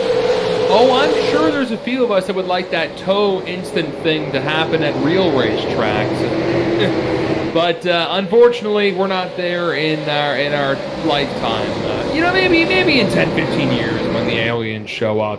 But I'll tell you what, though, look who's shown up. It's Mike Alexander. He is closed and on the rear of Corey Hall with only 20 laps to go. Not a lot of time to mess around. He's going to really try and push the hammer all the way down to try and catch up to the race leader who took it away from the 141 Rational Richard Drake. Corey Hall could go 2 for 2 in back-to-back weeks. Nice little battle that was going on between the 141 and 33, but Suggs will win that battle. But now the 141 has got his hands full right now with Keith McClellan in the 30 machine. But look at that. Dustin Momberket in the 16 machine coming from all the way from the back of the pack from lap number 1 after I had that incident with Chris Roma is now entered the picture of the top 6 as he goes to the inside, drops to the bottom to the 30 of McClellan. Man, oh man, here comes Momberket. Yeah, he's one fast son of a gun, and now he's going to try and do the crossover move underneath Rational Richard Drake. There's only 15 laps to go, but we know with iRacing there tends to be a couple of late cautions towards the end of the deal, and we're seeing a few cars already ride the wall, so if there's a few more and he can get a couple of starts up front, he very well could be in a position to redeem himself after what happened earlier on after he made contact with the 83 of Chris Roma to bring out the first caution, which sent him to the back of the field. 15 laps to go here at Nashville. Corey Hall's got a 4/10 lead over Mike Alexander as he kind of tries to bridge a gap right now on our P2. With 14 to go here, it's all Corey Hall in the front, but Dustin Momberket is the man of the hour right now. And looking at the lap times, 4 100ths of a second, a little bit sharper. That one just actually matched Corey Hall, but every lap still picking up a little bit of a fraction here and there as he now closes the gap on Brett Suggs. Looking at right now about a half a second behind the 33 as he really tries to get on the hammer as time is ticking right now for these drivers. Spotters are now shouting in our drivers' ears to get it going here with 12 to go. Corey Hall dominated here with a half. And he is going to wreck him, stack him. Tangling. I don't know what happened there. We are on a different camera angle, but I saw a little smoke up towards turn 3. Was there a little contact, or did something happen to the 83? That's why we got Paul here. Paul, what happened to our race leader? The aliens showed up. The aliens showed up. We're going to have to cut you off. There's still another race to go here, Mike. But the 083 there, you can see Corey Hall comes into the corner, and you can see he has a... he loses the back end of the race car. And he slaps the wall. No contact there. That is a big, big mistake for Corey Hall in the 083. Don't usually see that out of him. We're going to back that up one more time and take a look at the instant replay because you can see he had a huge lead over the 75 of Mike Alexander. And man, oh man, this is going to be the story. As he comes out, you can see hard on the wheel and just loses the back end. He's trying to get the thing corrected. Oh man, wall rides just a little bit, and there goes the leaders. And just a tough break. He does grab a gear real quick, and it looks like he did come down pit road at this point to maybe get some tires, get some damage repaired on that. But that's a tough break for the 83 of Corey Hall. And great heads-up driving again. Great, it was the aliens, but great heads-up driving those from pesky Mike kids. Great heads-up driving from Mike Alexander, Brett Suggs, and Dustin Momberket to avoid hitting the number 83. Although I think Mike may have got a little bit of a love kiss, kiss me, I'm Irish at St. Patrick's Day. May have been a little bit of damage there on the front of the 75, but this changes everything in race number 1 tonight, and we are going to have less than 10 laps to find a winner. And your top 4, well, we have seen 3 of them already go to victory lane. Mike Alexander, your race leader, has not won a race yet in the TCM Weekly iRacing Series Season 2. Yeah, he's going to be looking for a big one here. It'll be interesting on these restarts as the 75 can be a little bit crafty. He tends to, like Corey Hall, hammer down as soon as that pace car gets out of the way. But keep an eye on that 16 machine of Dustin Momberket coming from all the way from the back of the field after that incident on lap number 1. As we said earlier, this is a monster move from the 16 to pick up all those spots of these stout drivers throughout this whole field to be able to get back in the top and now starting to the inside of run number 2, which is a great position. It'll be interesting to see what the 33 has to the outside of Mike Alexander. He has been in this position quite often. A little bit of a love-hate relationship between these two drivers. It'll be a wild final couple of laps as we count them down. I believe we will probably be within the window of 6 to go here as they double them up. Lights are out, so we will be getting it going on the classic lap number 69. Nice, but man, I'm going to be holding on to my seat here because I don't think this is going to be the restart with a lot of drivers getting a little desperate here, trying to get as many points as they can. Because thing too, Mike, there's only a few more races before the championship is all said and done. There may be a few drivers who already used that drop race. Maybe they're going to try and hope for a really good finish tonight. But we are back. Green Flag Racing, new leader. It's Mike Alexander. And we've got two drivers up in front who have been a little tangly before in this series. Mikey wants to try and get it away from the 33 really quick. Hey, you said tangle. The 33 did a wonderful job there, jumping in front of the 16 and really timing it properly and getting to the back bumper. But right now, the 16, like we talked about, is on full attack as he crosses to the bottom, and he's going to take away that P2. Man, oh man, the 16 is on a run now. We see the 83 all bent out of shape there. I believe that was 83 Corey Hall as the leaders come through.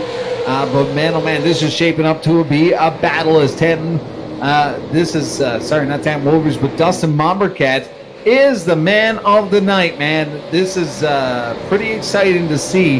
That is a lot of spots to make up from lap number 1, and he is sharp right now. About 3 or 6 100ths of a second faster than Mike Alexander as he really dives into to get to the bottom of the bumper here.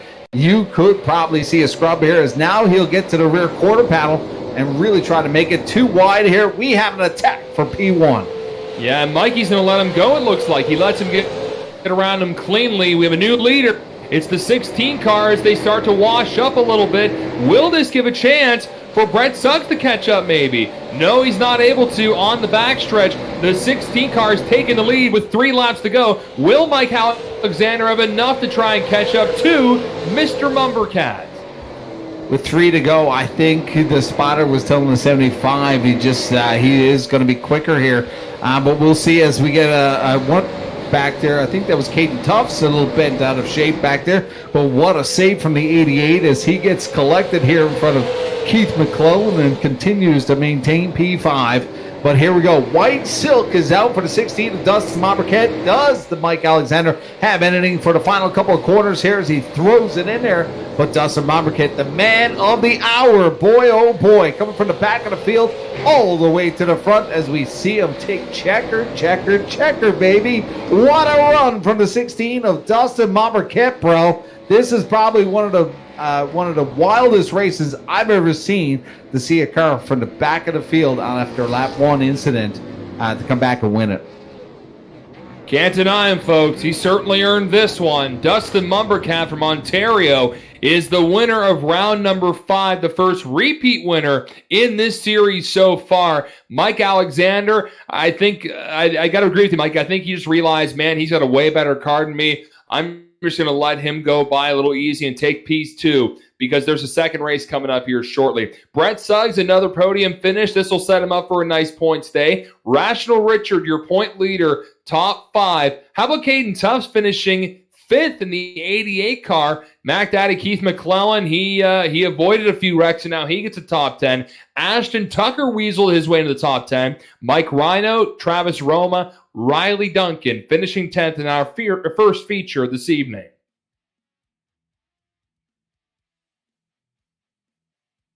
And we're going to do it all over again. 75 laps going to be posted right back up on the board.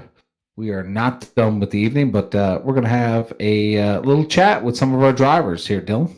Yeah, we got Brett Suggs here in the booth in between a couple of features. Brett, you got a copy, buddy? Yeah, I got you. Wild race. You had the 16 go around you, Dustin Mumbercat. Did you know that he was the fastest car on the track by the end? Yeah, I could see him coming back up to the field. I knew he was, with the pace he was coming up to the field, I knew he was going to be at the front in no time. So kind of just let him go there. Figured, why not waste his time? Just let him get up there and do his thing. So still a good race, though. So how was race number 1 overall for you tonight? It was pretty solid. Qualifying, I don't know why I can't get this qualifying figured out.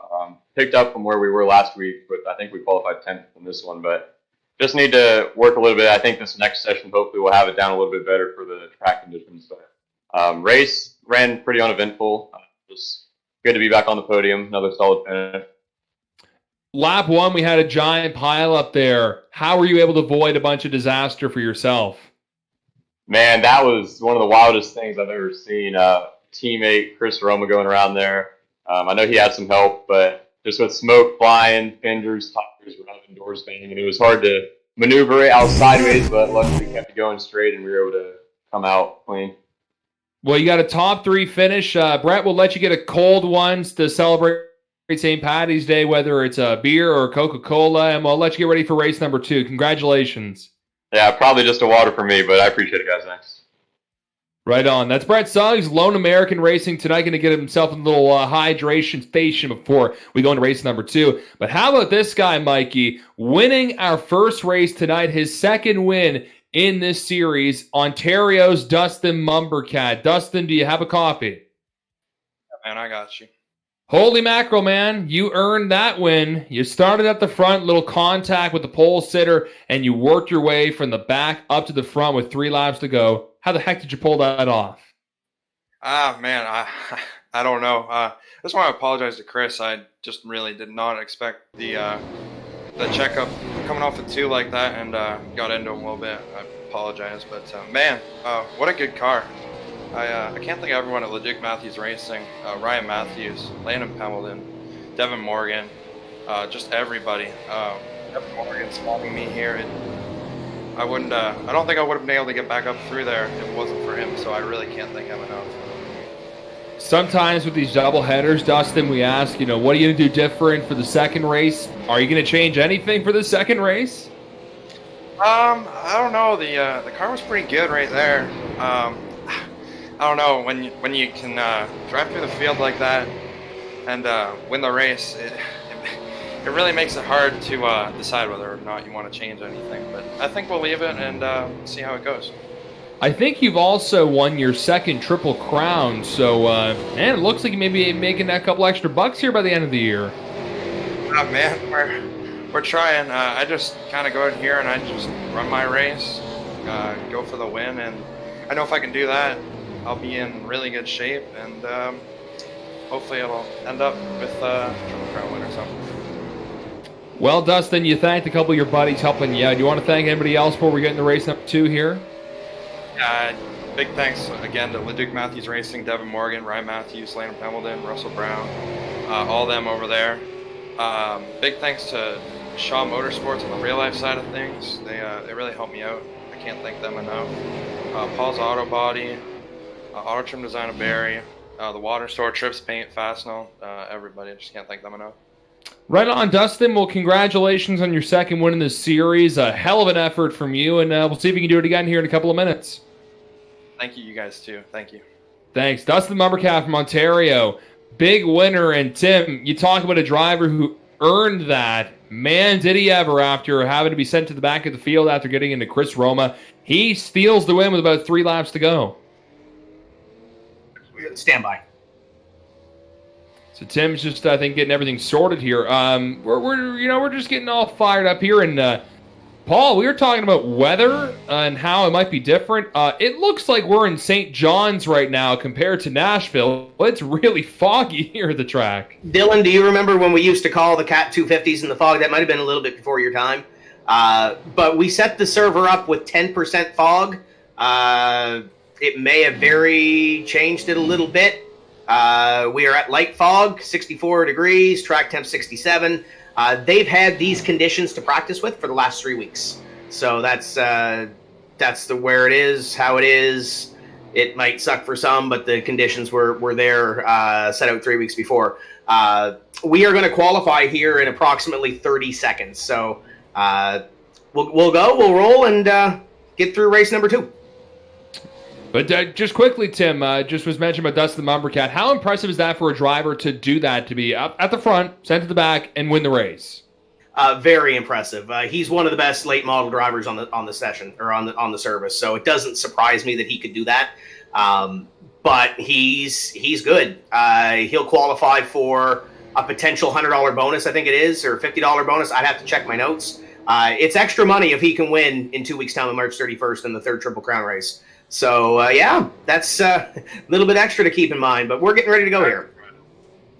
It's kind of funny when he first won that race and we mentioned it's a Triple Crown, he kind of said, I don't really race for the money. Well, now I think he's now kind of smelling the money, Mikey. I think he's maybe a little more enticed here. Well, a bit of extra cash in your pocket, as a racer, all that money always comes into a bit of help, especially with the season coming around the corner. How expensive racing could be. So a few extra bucks during the off season here in the iRacing is always going to be good for these drivers. But we are getting set to go for some qualifying. We are going to be taking our top 8 for race number 2 for the double shot here for the TCM Weekly Series. If you're just joining us, we're here at Nashville Fairgrounds Speedway. I'm Mike James from Eastbound International Speedway. I got my good friend Dylan Langille from up along. Dylan, you're calling from all the way from Halifax. I am, and it's what? I think it's nearly as foggy as it is here at Nashville Fairgrounds, and that's another thing. That's the cool thing that I love about iRacing. It's that the environments can change, and you can make it nighttime, you can make it daytime, you can make it hotter than hell, or you can make it foggier than a morning in Halifax. It's a beautiful thing, and this is really going to mess with some of these drivers' setups, especially if they didn't take the time to practice. Yeah, Tim was saying that this has been set up for 3 weeks, so conditions not what we're used to seeing here at the iRacing server, but I kind of dig it because this is what these guys generally find themselves in, and we've seen this situation at Eastbound International quite often over the years. So it'll be interesting to see what happens tonight, how loose the car is going to behave, and how tight they get in the long run here. But we'll find out. It is St. Patrick's Day, Dylan. Do you got any Irish whips or some slings for us here tonight? What the heck did you just say to me? You going to sing me a song? You want me to sing like a Thin Lizzy song or no, something Irish? Pogue song? Pogues? Pogues, man. Come on. Give her. Give me something. Okay, you know what? I need to get another drink. Something like St. Patrick's Day. How about I give you Dylan, won't you come out tonight? Dylan, the moon is shining bright. How about that? Hey, you know who you kind of sounded right there? You kind of sounded like right there? You kind of sounded like Mark Best that we had with TCM Live a couple nights ago. He was pretty good. I actually, you know what? We broke his virginity. That was cherry pop. So it was kind of nice to see Mark Best on the TCM Weekly Series and get out there. And, it's exciting to see what he'll have for us. He was one of our first Division II NASCAR champions and, big sponsorship behind that machine here this year for the 78. And it'll be exciting to see what he has for us. He's not no stranger to the late models. He spent a full season with the 59 team and took a couple of checker flags. But it was wild to watch him there on the show. Mike, can I go run in the fridge and get another cold beverage? You do your thing while I sing you some more songs over. But we got to see who's getting the top qualifying, and I think it's literally the same as before, sans a few drivers. Chris Roma gets the pole again. Dustin Mumbercat second. Mike Alexander third. Richard Drake, Corey Hall, Riley Duncan, Ryan Messer. Mike Rhino makes the field this time. So Brett Suggs again qualifying 10th. That means he's going to do some heat racing. I'll be right back. Go through the field here quickly. Hot tag, Dylan. Hot tag. Hot tag. There we go. What? Tangly. We'll call a little bit of action here. You and me, Mikey, here for heat race number 1 of feature number 2. Danny Chisholm starting on the pole. Caden Tufts in the 88. He's going to start on the outside. You can barely see him. It looks like a Willie Nelson concert out there, doesn't it? For the rest of the field, I want you to say it in an Irish accent. I row number 2 to 30. 56 is the Tanton Woolridge machine. Cody Moorcroft in the Caden Tufts. You bloody wanker. And the row number 2, the 56 of Tanton Woolridge. And he'll have the 80 of Cody Moorcroft to the outside of 2. Rounded out the field, we got Derek Gates in the 024, Mark Williams in the 42, Tony Wright in the 09, and Craig Tully in that yellow and white number 5 car, getting ready to go racing here at Nashville Fairgrounds, Super Speedway. I completely jacked that up. We're in Nashville somewhere. Can't even see all you track. need to know is there's 2 in the booth. 2 in the booth. 2 in the booth. 2 in the booth. Her eyes shine like the diamonds. Lura, lura, lura. right, let's get set. The 87 of Danny Chisholm will get the hammer here as the lights are out on that pace car. Not sure what that is. That looks like an Alfa Romeo. Could be anything. Put your little camera on it. Let's see what the heck that It is. might be a Volkswagen, maybe a Jetta. I don't know. It's kind of it's tough to No, tell. VW is not involved with racing. Come on. Well, no, they might have the pace car. Well, it could be the new Euro slick that the iRacing is going for. So, but we are off to the races. We are green for heat race number 1. This fire for race number 2. We seen a race winner earlier on who we will not see in the heat races on this one as he has qualified. That was Dustin Monberquette in the 16. We'll see him a little bit later as we watch these racers vie for the big race here tonight. 75 laps will be back on the board here in Nashville. It's Danny Chisholm here in heat race number 1. Total control. We're going to be taking the top 3. The 88 of Caden Tufts in P2. Tant Woolridge, who did not qualify, or no, did qualify, had some issues, got the penalty, and fell back quite a few laps. So he is trying to make up for lost ground here, and maybe that last race will be his drop race in the season. But Woolridge will look to hold at P3, but he's got the 80 of Cody Moorcroft and Derek Gates coming hot on the hammer. And Craig Tully starting to make some moves from the back of the pack, now find themselves onto the back bumper of the 42. 56 of Tandon Woolridge holding on to that transfer position. P3 is the way to be. And he's looking at his rearview mirror. He's loving what he's seeing. The 024 going down low, trying to get low on the number 80 of Cody Moorcroft. Lap number 4 in the books as we cross the stripe. We're going to be getting going on lap number 5. And you can see Gates just really trying to work that low sign on Moorcroft. But Moorcroft doing a great job. Not quite on the bottom line, but running about a half a car width up. Just enough to keep a little bit more grip and a little bit more momentum than the 024. Dylan, did you Hot put your tag, jacket here I'm on? back. Did you put your jacket that? on to tell your mother you won't be late? Sure. I had to grab my.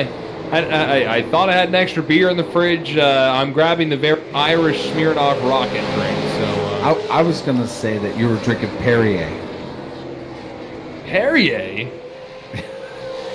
No, not tonight. That's tomorrow morning. But man, I'll tell you what. I was hearing you guys go on and ramble about looking at green and looking at the racing so far.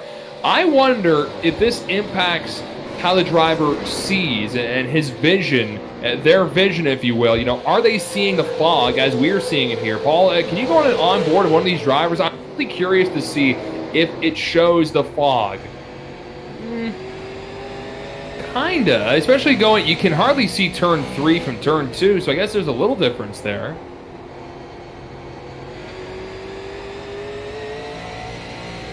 Just a Sunday drive around the bay. That's right. I believe that is Derek Gates in the 24 that we were on board as they get it going here. But Tanton Woolridge still holding on to that P3 with 4 to go here. Huge gap right now on our transfer position. Tanton Woolridge. Gates will be on the outside looking in, but he has about a second and a half difference right now. Is a huge amount as he rides the wall back there, and now it's going to get into the side of Tully, and that is Mark Williams into the wall. Tony Wright getting involved there as well as we continue to stay green. Very difficult to see the cars here. This is just awesome for iRacing. There's a lot of these drivers from Atlantic Canada. Those outside the Ontario drivers and probably North Carolina probably have never raced under these conditions. So we are going to see what transpires in the main event. As these track conditions, these guys in heat races will have a little bit of a better peek here at the conditions before we get to that main. But White Silk is out for Danny Chisholm in the 87. Caden Tufts, Tam Woolridge look like they will make it easy and make it to the big show. Yeah, you're right, Mike. This could play in the favor of some of these drivers they know the conditions and the lay of the land. Qualifying, not so much when you don't have as many cars swarming around you. This is the TCM Weekly Racing Series double shot here on St. Paddy's Day, and Danny Chisholm wins heat race number 1. Caden Tufts and Tanton Woolridge are also moving on to tonight's feature. We've had some races at Eastbound International where we're hovering, close to the 0 degrees, and sometimes in the minus. So I can only imagine what would happen to the iRacing server. The temperature down to about 37 degrees, 40 degrees. Really mix it up here in Nashville, but because they just had a huge bout of cold weather there in Nashville, which was very surprising for the area. But We are getting set for heat race number 2. No messing around here as Suggs, who was just in the podium finish, their third place finisher in race number 1, still having some issues with qualifying. Now qualifying second slowest outside of our top 8, so he'll get the pole here in the 33. Cadence Frizzell is going to be set for P2 as we wait for him to join the server. Well, how many times do we see in NASCAR or even at the local track where a driver may not be as good in qualifying as they are in actual racing? They can just weave their way through the field in racing conditions, but qualifying, it's just not their thing. But Brett Suggs will start first. Cadence Frizzell, if they answer the call, maybe they went to bed or something. I don't know. But the number 2 will be lining up on the outside. That's Todd Cousins with Robichaux, Taylor Layton, Bob Hutchings, and Todd Tuff. So, it doesn't surprise me a few drivers that may have been here a bit earlier, maybe called it quits early on. So, only 6 cars in this heat race, and the top 3 are moving on to the 75-lap feature. And we are getting set here as pace car now exits. Suggs will get a go, and Cadence Frizzell are not going to make it in time. As, like you said, Martin Landry Frizzell not making the call. And third place finisher about 15 minutes ago, Brett Suggs gets an early jump and an early lead in front of Robichaux and Todd Cousins. And as mentioned, a little difficult to kind of check out the cars, but this is real-life racing as close as you can get on a computer, so you need to expect the unexpected, and you need to try different weather conditions. And it makes this series a little unique as well. Instead of having the same plain Jane, sunny, and 75, let's have a foggy race mixed in here and there.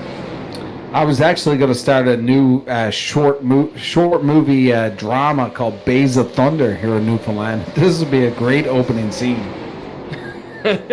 Just use the same Hans Zimmer soundtrack from Days of Thunder, and it's all groovy. Tim just texted me, and I asked what actually model is that pace car, and he says it's a gender-neutral sedan. Sorry. Yeah, but seriously, is there a make on that, or is it just like a generic, like, it's a pace car? I'm not quite sure. I don't know. We know I it's... Googled it. I couldn't find it. Tim doesn't know, and he knows everything. Yeah, that's pretty bad when you're could be a stumping fusion, him, but could be. Got a different front end on it, so but hey, we're watching racing here. We're not watching the pace car on the infield, and quite tame so far in heat race number 2 with only 6 cars answering the call. Brett Suggs, Todd Cousins, and Justin Robichaux are settled in the top 3 at the moment, but Bob Hutchings trying to close into P3, trying to get away from P5 at the moment. That is the number 27 of Layton. Who? Taylor Layton. Your top 3, Suggs, Cousins, Robichaux. But Hutchins into the wall, little scrapage. Grinding right up against the wall, like a grinder from Canadian Tire. Yeah, that's an app, isn't it? Grinder? Yep. Dating app. There you go. If you're looking for love. 5 laps to go. Coming up here at Nashville Fairgrounds, USA. And big announcement from Dale Jr. and fine folks at SMI at Bristol Motor Speedway. They've signed a letter of intent with the city of Nashville to put some renovations in, so getting so closer for NASCAR, the Cup Series, Xfinity, and Truck to hopefully return to this track in the near future. I'm not sure how far, maybe a 2023 or 24. NASCAR is returning to Nashville coming up in June, but that's at the Nashville Super Speedway, the very, very different track compared to this one, where a little bit bigger, corners not as steep, but going to put on some good racing, though. First time the Cup Series is going to be there, and Robichaux gets a little boot scoot from the number 27 of Layton, and that will bring out a caution with only a few laps to go. You could have said Buddy, what's his name, and the other fella. Yeah, dude, man. The guy. Skipper. Buddy, Paul, what's his name and the other fella? That's I'll have to write that one down. Holy moly. Yeah, Google it. I'll Google it. Google it. We could actually, one of the cool things here with Lane TV over on the Facebook and the YouTube, a lot of the drivers like to chime in on the chat. And Justin Robichaux Robichaux. Jumped in the YouTube or the Facebook chat, says, howdy guys, heard you guys fight over my name. It's Robichaux, and he's from Fredericton, New Brunswick. So pretty cool to have the driver interaction over there in the chat. Hopefully he wasn't doing that while he was driving here, but we'll take a quick peek here at the Kong Beer Bong instant replay, and there you can see Robichaux in the number 93 gets a little bit of loose. Doesn't look like he had any help. There's a little bit of distance in between there, but hard to see here with all the fog going on at the racetrack. That is thicker than pea soup, but you can see the 27 car gets on around Taylor Layton, I believe, in that chrome yellow machine. Gonna have to get these drivers to run some chrome paint schemes here so we can actually see them if we're gonna be running some fog like this. But there you can see Robichaux gets that 93 car pointing in the right direction, grabs a gear down and away. So 3 laps to go here in the shootout here in the heat race. Oh, he grabs a little gear and slams that nose into the inside wall there. So that's a tangly bit of a situation there. Gonna have to see him in the last chance for romance. The second set of LCQ races here coming up a little bit later on. Now, Paul, seeming you have Newfoundland roots, so your great-grandmother would have said it's thick as pea soup. Thick as pea soup. Yeah, we got. She's pretty thick. We got. She's pretty thick out there. But yeah, we got a little bit of Newfoundland blood in doing the family tree stuff. Hoping to have some time here in the coming weeks to trace that line out. You and I may very well be cousins, or Mikey? Well, I got the family tree done. I've got an Italian ancestor up in New York who lives in Connecticut right now, to be honest with you. So we'll have to get that cross-reference. But we actually have now gotten back to the 1600s, and I'm actually Irish royalty. My great-great-great-great-great-grandmother was an Irish princess. There you go. That's kind of weird, because I got a little bit of that going on in my family tree, too. But her husband was a pirate, so arr. Well, I found out I'm actually the 34th great-grandson of Rollo the Viking, so that was kind of cool. There you go. You are a Viking. You look like a Viking, bro. I feel like a bright Viking, bro. I think I sense a new T-shirt. Speaking of T-shirts, head on over to Vidane.shop. Get yourself a Vidane TV T-shirt, sweatshirt, hooded sweatshirt. We got sports bras in there, I think. We got some hats. Tangly Light. All sorts of stuff. We got the Tangly Light shirts coming up. We got the lights off on the pace car, the general neutral sedan there. And we're getting ready to go racing once again. And Calamity. And Calamity. Kind of looks like a Porsche, maybe. I wonder how many people's playing our drinking game tonight. Maybe that's the new Everyone's passed McLaren that iRacing's been talking about. Could be. It definitely looks like a fancier sports car. And anyways, though, we got some super late models on the track. They got to finish business here in heat race number 2. Green flag is back up with Brett Suggs, and we're going to find out who's going to be finishing second and third at this point. Bob Hutchings has slid into second with Todd Cousins in third. Could Bob make the big show coming up here? But we can see a little bit of movement further back. The 196 gets passed by Robichaux. One more lap. The rest of the field, if they don't make the top 3, they're going hooligan racing here shortly. Brett Suggs has got a giant lead in front of Bob Hutchings and Todd Cousins as they go into turn 3 and 4. Will things be tame? They will be. Brett Suggs wins, Hutchings in second, and Todd Cousins finishes third. Good vibes. Yeah, brother. Woo-wee. Wait a minute. Who's Timmy. knocking? Sing us a song. What song do you want to hear? Summer of 69. I've got lullabies queued up. We're trying to dance through the fog here and everything else. You can sing whatever song you want to. I want to say hello to Sarah McKay, who's tuned in. She just sent me a message saying she's tuned in and she's enjoying Mike's commentary of the race. So want to say hello to Of her. course. Yes, absolutely. She owes you pizza, I think. Well, at least someone's paying for it. Now, because of the lower turnout in this second race, I believe we will double check after this one. We should have 1 Consi instead of 2. Should be a bigger field, but we'll be taking more cars, if that makes sense. We've only got 6 in this heat race. Keith McClellan had to run. Jake Scriven's not in this heat, so we're going to take 3 from this heat. Then we'll move to what should be 1 Consi, taking a whole bunch of them. How many drivers do you think are going to be going from that? I would think with the way it's lined up, it's probably a 13-ish car Consi taking 9. But we'll see who answers to the grid and see if iRacing splits it up. It should split at 16. We have 15 eligible cars. So usually the way that works is we have 1 instead of 2. But we will see when the time comes, because you know how Paul knows as well as I do, this iRacing thing can be really surprising at times, right? 100%. And I actually did a little bit of research, and I finally found the answer we've been looking for all night long. This pace car is a sedan-style vehicle, not manufactured by any of the known names in cars. So it is neutral. Our secretly created sedan provides no brand favoritism while maintaining a stylish and professional look at its back. Green flag is in So there. it goes to both, to the female and male washroom. You know, cars don't go to washrooms. Sure they do. They need lube and filters. Well, if we learn anything from Futurama, there's different oil changes. Well, at least we got a Sarah listening to us, so maybe later on we'll crack out a little Irish jig before we get to this main event. But 2 laps to go, gone out of this one. Ashton Tucker in control, but on the top side of the 38 of Travis Roma as they battle out for this position. Not sure why they're so aggressive, but getting it going here in the early parts of this heat race. I don't know why Sarah's not on iRacing. I think we asked her that last spring, and It's not cool. No, I know she's got the family biz and real She's racing, busy.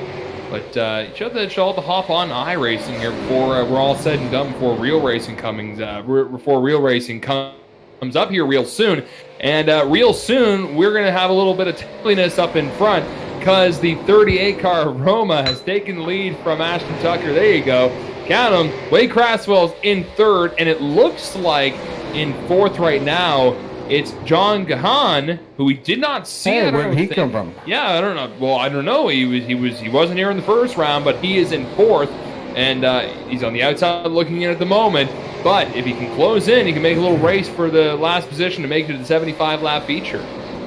I'm digging the paint scheme on John Gahan. Reminds me of back 20 years ago when we raced Formula Racing out of Detroit.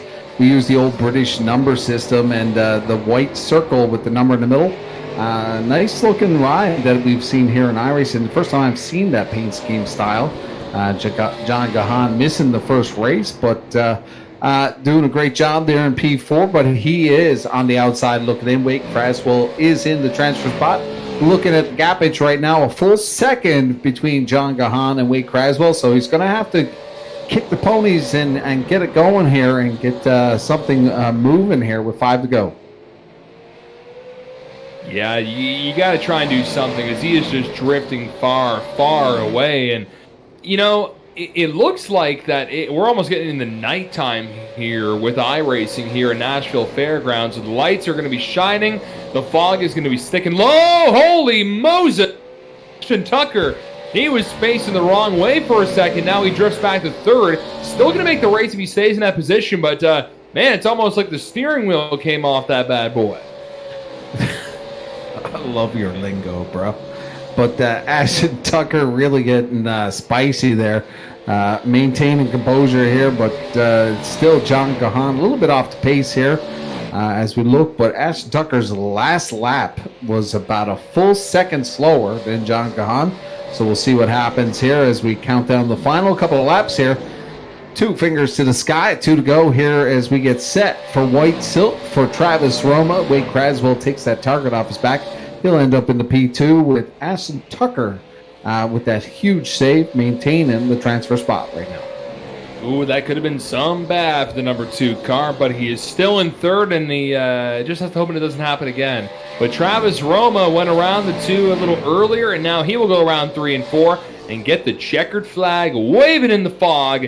Travis Roma wins heat race number 3. Craswell finishes 2nd, and Ashton Tucker saved the car, saved Grace, probably said amazing Grace, and now he's going to be going to the big race coming up here shortly. 75 laps with the 0-2 coming up. Give us a yeehaw. Yeehaw, brother. Wow. Paul, give us a yeehaw. Yeehaw.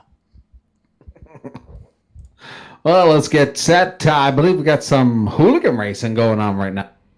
Or shall we say Tangley?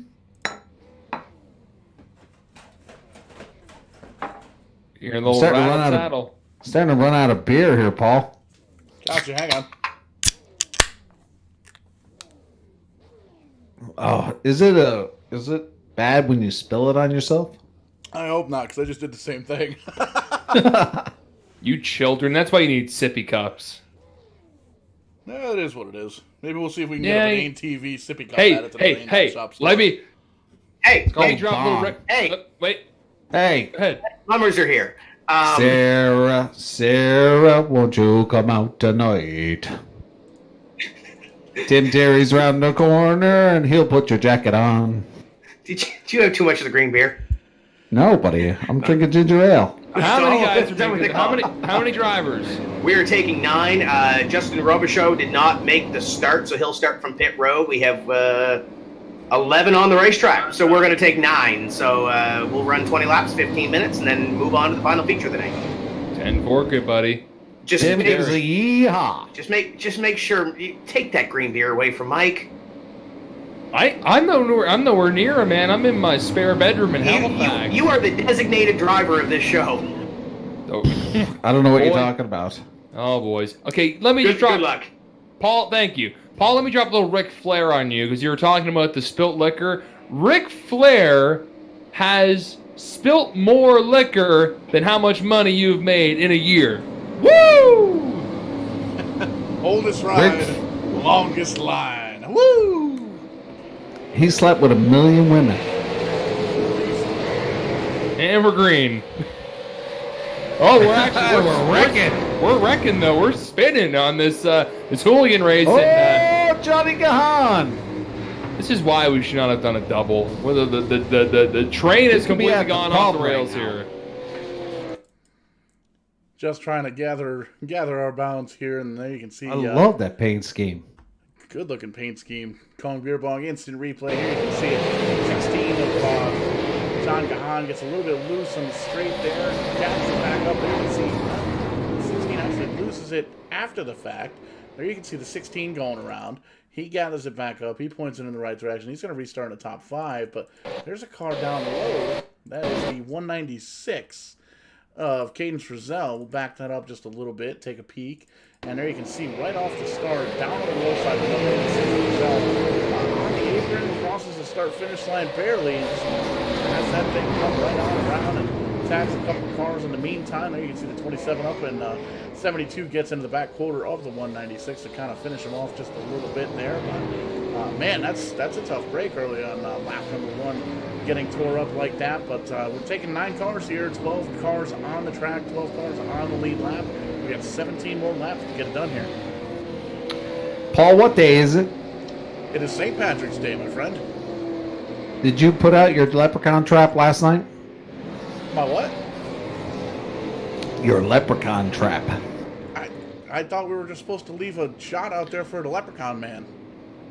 Oh, man, like, you gotta leave the leprechaun trap. I tell you what, man, I want to go leprechaun hunting because he's got a pot of gold and I need it because gas prices keep going up. Well, you need... No, I won't say it. Foot and mouth. So, lap Gotta stay 4. politically correct here, Dylan. Wasn't anything against you. That's fine. I mean, show's off the rails anyways. No, it's Might not. as well get banned in another country. We're only banned in Korea and Syria. And Cuba. So after this little calamity there on the front stretch, Derek Gates is the leader with Aaron Hebb and Mark Williams in third. And we heard Timmy Boy, top 9, are moving on to 75 lap part 2 coming up. If you're just joining us, you missed the first race where Dustin Mumbercat was sent to the back right away, made his way through the field, kind of like Dale Earnhardt at Talladega, and got the big win, his second of the series. And that could throw him near the top of the board by the end of it, with Rational Richard only finishing 4th. And earlier we did see that Dustin is starting up in front again alongside Chris Roma, who was the pole sitter last time. But he got a little nudge there in turn 2, which made him spin around, and he didn't really get a whole lot of a race in there.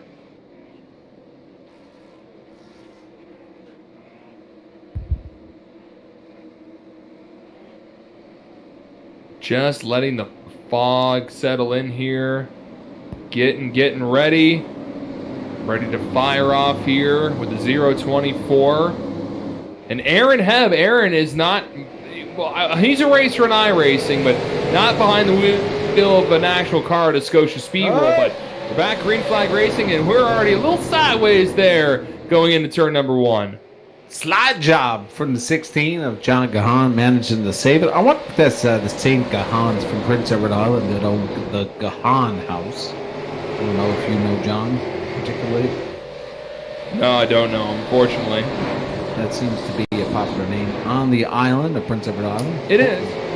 We'll get a chat with him. But 3 single file, Derek Gates, Mark Williams, John Gahan, your top 3. But I believe Tim said we're taking 9. Is that correct? Yeah, that's right. And we can see Layton. Oh, my goodness. He's been having some troubles for both races, just trying to keep her straight. And a lot of damage there on the front. And able to correct it. And, well, no, we're still green. But that's pretty much going to do it, I think, for him. Although, with the top 9 only moving on, there's only 2 drivers here that aren't going to make the show. One of them is Cody Moorcroft. And the other, at the moment, if I'm looking at my scoring correctly, will be Craig Tully. Yeah, Taylor Layton completing the field there in the 12th position after getting a little spin-a-rama, but managing to stay on the lead lap currently. Now currently 5 seconds behind our leader. The leader, Derek Gates, in the 24. In total control right now. Got about a 6/10 of a lead over Mark Williams and John Gahan as Gahan starts to slip just slightly back there by a full second. So there's 12 drivers in this field. Pardon me for saying there was only 11. I forgot one race. So 3 drivers will not be making the show. With that's got to be tough when there's almost a giant opportunity in front of you saying, hey, you just got to finish in the top 9 and you'll move on, and you finish 10th or 11th. That'd be a little bit of a heartbreaker to round out St. Patrick's Day so far tonight. Question for you, Dylan. Are you a Guinness drinker? Heck no. My goodness. I'd rather drink a Budweiser Prohibition Ale than that. Paul, are you a Guinness drinker? You know, I'm a quarter Irish, and I don't really care for Guinness. It's like drinking bread. It's a lot of calories, but it's a full meal. Yeah, there's a lot to it. I mean, I don't mind stouts and porters sometimes, but not exactly my cup of tea. But hey, you know what, Mike? Different choices for everyone. If you like that, sure thing. I know that's usually the popular choice here on St. Paddy's Day, along with the green beer. And I'm sure a driver like a Derek Gates potentially could be celebrating with a little green beer or whatever they want to do this evening. As he is in front, and man, he had a rough go in the first part of tonight's festivities, and not much damage on that 024 so far. And he, in that PPG machine, is just cruising to the end here. Okay, let's try Irish whiskeys. Are you an Irish whiskey drinker? Yes. Hard yes. Hey. Is Jameson Irish? Jameson whiskey? Okay, well, it's not too bad then. We need a sponsor. You guys, we're just giving these shameless plugs to these companies here. We need to get a little sponsor, maybe a little kickback from Big Machine or something. How do you know I'm not sponsored by... You already said... You said for the... was it India beer? Is that the one in Newfoundland? India, yeah, that is correct. Yeah, it's an old school owned by Molson, but originally a microbrewer here years ago, but classic beer. Yeah, Right Jameson's is a nice one. Did you see that commercial where he drops the barrel and shows up at his funeral? It's not ringing a bell. I meant to look that one up on the YouTubes after, but for now, we've got Derek... We got White Silk in the air, and that kind of sounds like a whiskey, but we've got Derek Gates crossing the start-finish line in P1, winning the only LCQ before we dive into the 75-lap main event. And before we sort everything out, who's not going to make it Oh, looks like Craig Tully's going to be on the outside, along with Taylor Layton. Oh, brother. So a few drivers on the outside looking in. Tully, Layton, Campbell, McClellan, Landry, Scrivens, a couple drivers who didn't make the answer to the call. They're not going to be moving on tonight. The other drivers are, and we're going to line them up here real soon. Those that didn't make the show are going to get in the stands and get hammered. That's true. They serve beer at the racetrack here in Nashville. Oh, hell yeah. I mean, it's sponsored by the Big Machine whiskey or vodka. Yeah, Come true. on. Well, we are getting set to go. It is double night. Double shot of Irish whiskey here. It's happy St. Patrick's Day to all you at home tuning in. I'm Mike James from Eastbound International. My good buddy Dylan Langille from up along. He's from all over the place. He's in the NASCAR Hall of Fame as well as Canadian Motorsports Hall of Fame. I am. Yeah, legendary. Here calling the show with myself. Excited to be here. St. Patrick's Day. And we are set to go green. And it's going to be the 83 of Chris Roma. Man, that is twice in a row. He has set the pole here in Nashville. He's going to have Dustin Monbriquet, our race number 1 winner, on the outside. Yeah, I bet Chris is really hoping he can actually lead a full lap here. If you remember, he wrecked earlier, courtesy of that 16 car, but Dustin did apologize. Row number 2, Mikey Alexander in the 75 and Richard Drake in the 141. Row number 3, Mr. Perfect last week took the big win and almost had it within his reach just about earlier on, about a half hour ago. It's going to be Corey Hall in the 83. He's got Duncan in the 97 to the outside. Ryan Messer in the number 1 car and Mikey Rhino in the 34 starting 8th. And that is going to be our top qualifiers from the time trials. But the 9 position is going to be our first heat race winner. The 87 of Danny Chisholm. To his outside, the 33 will be Brett Suggs. Travis Roma, Caden Tufts, Bob Hutchings making the main show tonight. Wade Craswell, Tanton Woolrich, Cousins, Tucker, Gates, Williams, Kahan, Heb, Robichaux, Frizzell, Wright, Tufts, and Cody Moorcroft at the back of the field. This is the second race for the TCM double shot here on St. Paddy's Day. Maybe the luck of the Irish be to one of these drivers. We already knew it was in the 16 car. Maybe the Leprechaun has snuck into another one here for another first-time winner.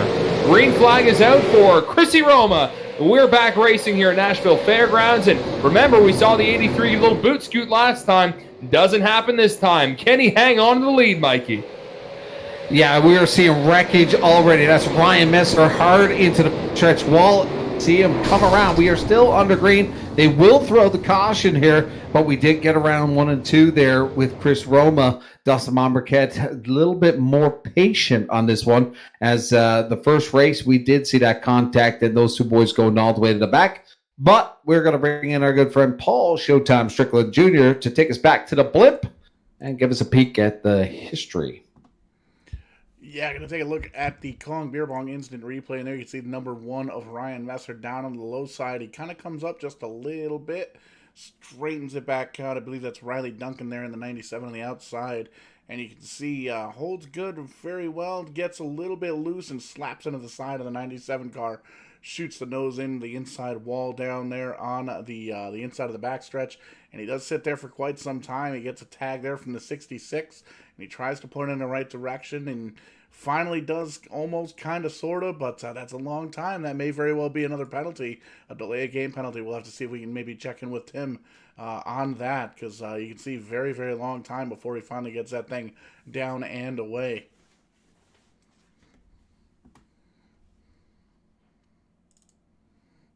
Tough break there for Ryan Messer, the number 1. He avoided the wreck on lap 1 last time, and this time he is the wreck on lap 1. You are wrecked. Not as much as you. Whatever. JK, it's St. Paddy's Day. It's all good. Everybody's Irish Amen. tonight. We started at 10 o'clock this morning. Yeah, so what was the scene going on in St. John's? I mean, you guys are getting COVID cases, which is fantastic. Were any pubs open or anything, or restaurants open serving green beer, or was it all stuff at home? Oh, definitely. All at home right now. Outside the Avalon Peninsula, they are down 3. But where we had the UK variant, the Avalon has remained at level 4. I believe we are right now. So hopefully next week we will be down and the bars will reopen. And I got a funny feeling we're going to be having St. Patrick's Day at Eastbound International this coming July, because it's always great to celebrate St. Patrick's Day in July. Hey, Paul. Absolutely. Hey. We should celebrate St. Patrick's Day every week. It's kind of like Christmas in July, ain't it? A little flog of Molly, dropkick Murphys in your life every weekend. No harm, no foul. But we are set to go back. Green flag. It'll be Chris Roma on the hammer again. And Corey Hall will be to the outside here as they get it going. 3 wide back there. Holy, hang on to it there, skipper. Uh-oh, Travis Roma turned around, and we've got more cars piling up there in turn 1 and 2. Not as foggy as it was earlier. Looks like the fog has dissipated, to use a weather term, but I don't know if the fog has escaped some of the drivers' cars, because it looks like we're kind of all over the place there going into turn 1 and 2. Paul, what happened? Another look at the Kong Beer Bong instant replay. Like you said, the fog looks like it's cleared just a little bit, but it's starting to get into a little bit of a longer night here. And like we made mention earlier on, a lot of these drivers are a long laps, and I wonder if that's affecting some of the driving styles. We can see a little bit of a tap there from the 97 into the Roman machine in the 38. 56 of Tate Holder shoots by. John Gahan gets a piece of the wall there in the 16, but good heads-up driving. 38 grabs a gear, points her in the right direction, and gets that thing pointed towards the front. So going to have to restart 23rd here. Last car on the lead lap, but still appears to be in one piece. Not too bad a damage. A little bit of sheet metal crinkled on up there in the number 38 RVR machine, but nothing too worse for wear there.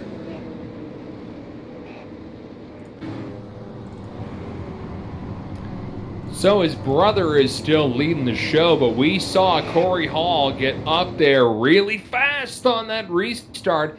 But where is Dustin Mumbercat? Where is he fallen to? I mean, man, he checked out to the pub. So there he is on the screen. So I don't know if he pulled like a Ricky Bobby, like the original driver at the Laughing Clown Malt Liquor, and wanted to get a chicken sandwich or something, but single malt. Oh boy, yeah, maybe he got. We're rewinding the film pretty far back here. We're just getting that all ready for. Hey, okay, now. Now I see something. Now I see. Yeah, Mumbercat so what running that 16 machine in second place here, and this is quite a few laps to go, and you can see running right up in front. This is the first wreck actually. Messer hit the wall on the inside, no contact there. But spins on around. Rational Richard Drake, the birthday boy, up in there, the 77 of Hutchings as well. So a multi-wreck incident that we actually missed here under the first caution flag. So that's a couple of quick cars in the back of the pack that are going to have to work their way up towards the front. This caution has been brought to you by Hennessy. Oh, Hennessy. Arr, we're all freaking pirates.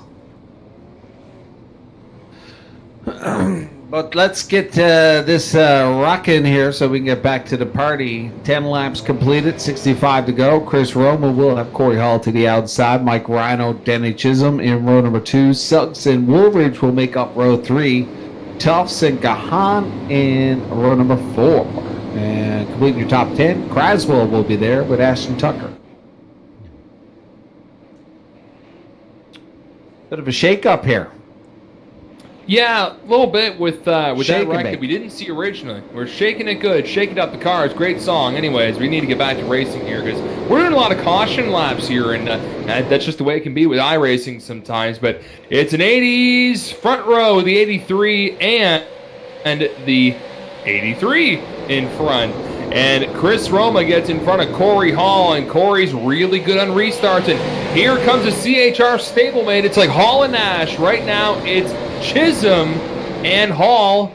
and they're trying to charge around the 83, but there's Mike Rhino on the bottom. Oh, Danny Chisholm, little loose, and he clips the 34. Can they hang on to it? And he is the walls got it, and an early yellow flag thrown out. Simmer down now, Skipper. Caution out on lap number 13, but Mike Rhino into a little bit of a tangly situation with Danny Chisholm. Chisholm trying to hang on to it, but really getting nasty up there in the corner. Let's go to bring in our good friend Paul, Showtime Strickland Jr. Bring him back. Hiya, Zeus Marimba, big time racing up Hiya. there towards the front. There you can see the battle for third, bouncing off of each other, bouncing off the inside or the outside wall. Check that. It looks like they had it gathered back up. You can see Mike Rhino does a great job holding on to that race car, slides up on the outside, locks the brakes up, hits the outside line. That's about where the caution flew, and it looks like they at that point they had everything gathered back up. But still a heads-up call there from the race officials, making sure that we didn't tear up the entire field. But some good heads-up driving from the 34 there of Mike Rhino, able to get that thing holding on to it. Tim Terry, sounds like the Mummers are here. The Mummers are here. Bringing Mike another drink of ginger ale. Want to say, I see Wayne Hanlon's in the chat. Want to say hello to Wayne. I know they're anticipating the 2-4 weekend over at Eastbound, and we're anticipating the weekend before the 2-4 over here to get going. So thanks for everybody for sticking along with us in the chat. It's been a long night. That caution, I think you just reviewed it, Paul, the 87 tap. So Danny is going to take that one, go to the back. We have changed it to single file restarts because we had 3 cautions in 15 laps. See if we can't get a little bit of rhythm into this. If they can get a few green flag laps, and we'll get them back to doubles.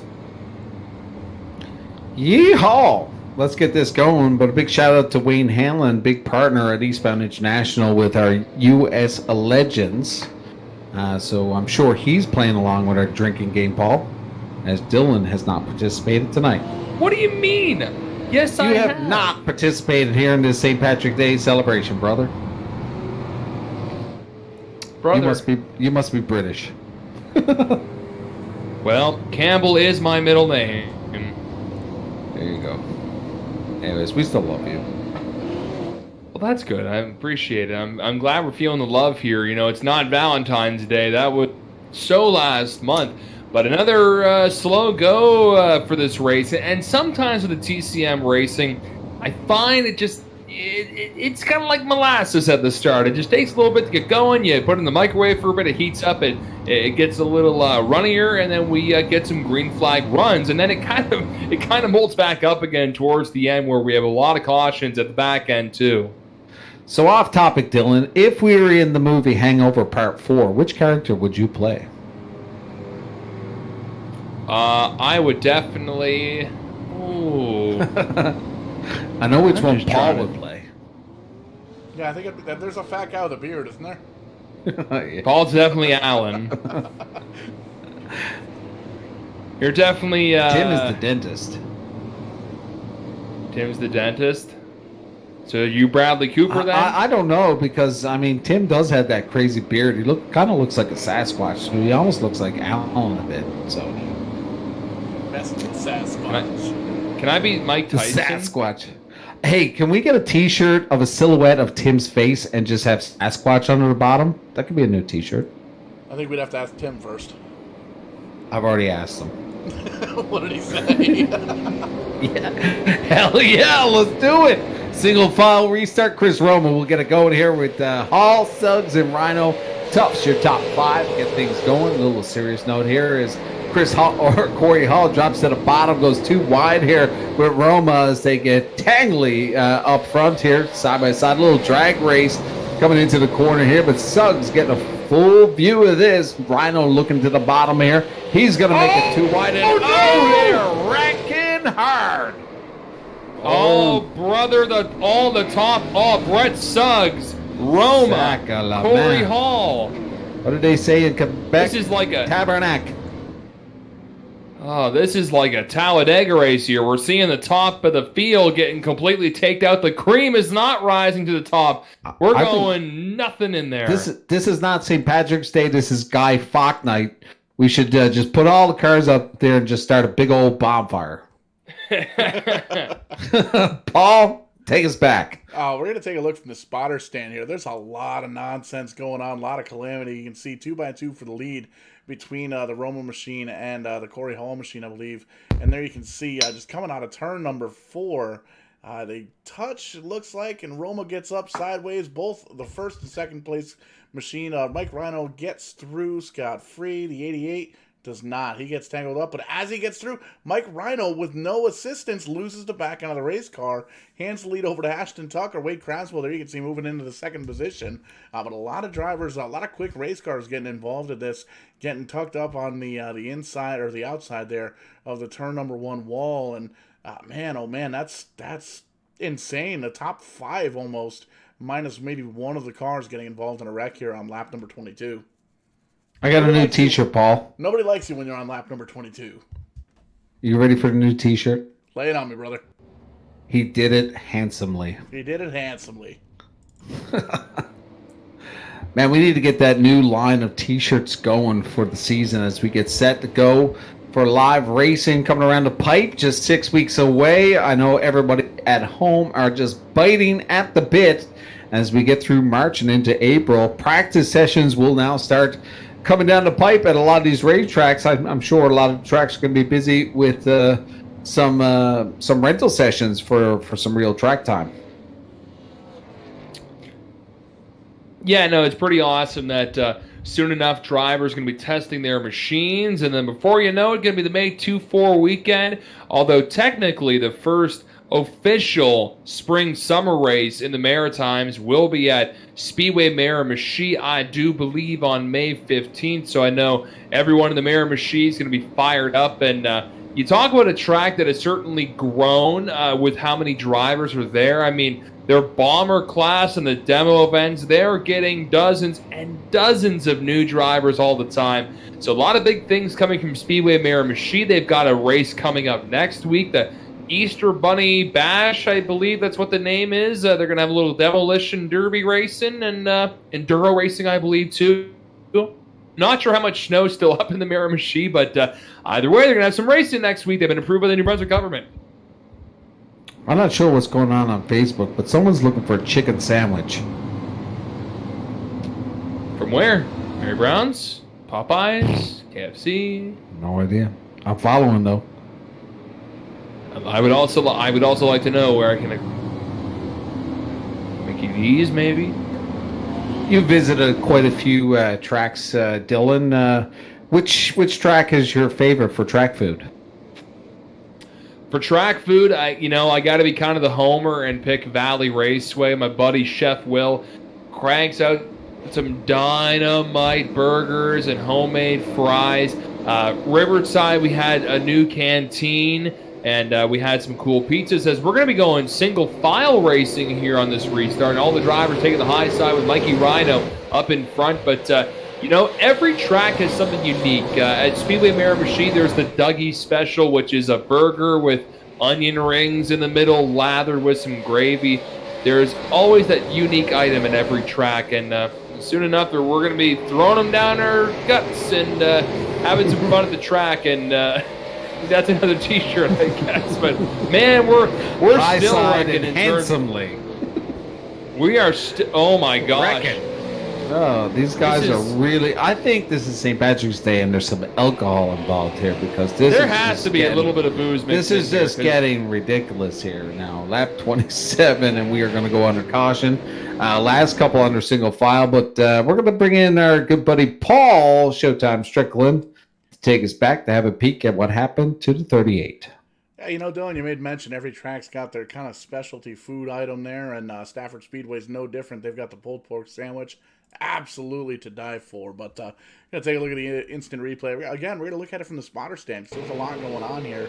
You can see it's hard to tell what that number is from way up here, but you can see he loses the back end. Almost looks like he blows the motor as the pop of smoke there comes out, does a quick little roll there, so we're going to have to back that up. You know the rules. We go upside down here. If it ain't TV, we got to run in the cockpit. But we'll take a quick peek, see if we can rewind here, and it's going to be still tough to see. That's the 93 of Robichaux. Definitely making a show of it here tonight, and we're going to back it up and kind of loses the back end by himself. Doesn't really have any kind of assistance or anything like that. We'll take a quick peek in the onboard. Comes into the corner there. You can see loose. Overcorrects it, flips it. Ground sky, ground sparks, ground sparks. Spins it again. There's the sky. There's the ground again. Oh, there's some cars. And at that point gets the that tow button. But pretty intense wreck there towards mid-pack. And you can see the 93 now sitting on pit road. Looks like the 16 was involved. Corey Hall was involved. A lot of quick cars towards the back of the pack here, boys. Yeah, quite a few cars now down laps. Really unfortunate for Rational Richard Drake, who is our points leader coming into this evening. Down 13 laps now, and now back on the track. We're seeing him now, the 141, but a lot of repairs that were set up there on that one pit stop. So he was down there for 13 laps. Unfortunately for him, not a good night, as very difficult to make that up. Justin Robichaux is down 3 laps right now. And look at that, Dustin Momberket, the 16, down 4 laps, has decided to call it an evening. He has now exited the server, and our other driver down quite a few laps, 14 laps down, Aaron Hipp, there's 66. He's down 14. So Corey Hall now showing 1 lap down as he is down on pit road. If we have another caution, he will be the lucky dog recipient and will receive that lap back. So the 83 doing some repairs here. Now down twice now with 53 seconds on pit road. Game changer. Yeah, quite the game changer, but man, this is quite a different race from what we had earlier. I mean, the top 10 looks nothing like the top 10 that we had towards the end of the last race. Mike Rhino, Caden Tufts, Ashton Tucker, Wade Craswell, Tanton Woolridge, Mark Williams, Cadence Frizzell, Cody Moorcroft, Derek Yates, and Ryan Messer. One of these things is not like the other. In fact, the whole top 10, no offense to these drivers, they're all great their own way, but these are drivers we're not used to having in the top 10. Yeah, and we are set to go here. Single file restarts. I was hoping to see them back too wide, but we need to get things going. 32 laps completed. Mike Rhino gets it going. Caden Tufts, Ashton Tucker, Wade Craswell, Tam Woolridge, your top 5 as they get it going here and try to get some green flag distance going on here as they are close to the cross flags coming up here. Michael Rhino, your current leader. Having a great race here so far. Is not a lot of damage on the 34 from all those earlier incidents. And for any of these TCM events, a driver has the chance to make the TCM All-Star Showcase, which is coming up in the middle of April. And Mike Rhino is a guy who has not won a TCM special event, so this could be a way for him to get his ticket lined up for that event. Caden Tufts, well, looking at our standings as well, that's another driver that has not won a TCM sanctioned event, as there was another caution on the track. Heavens!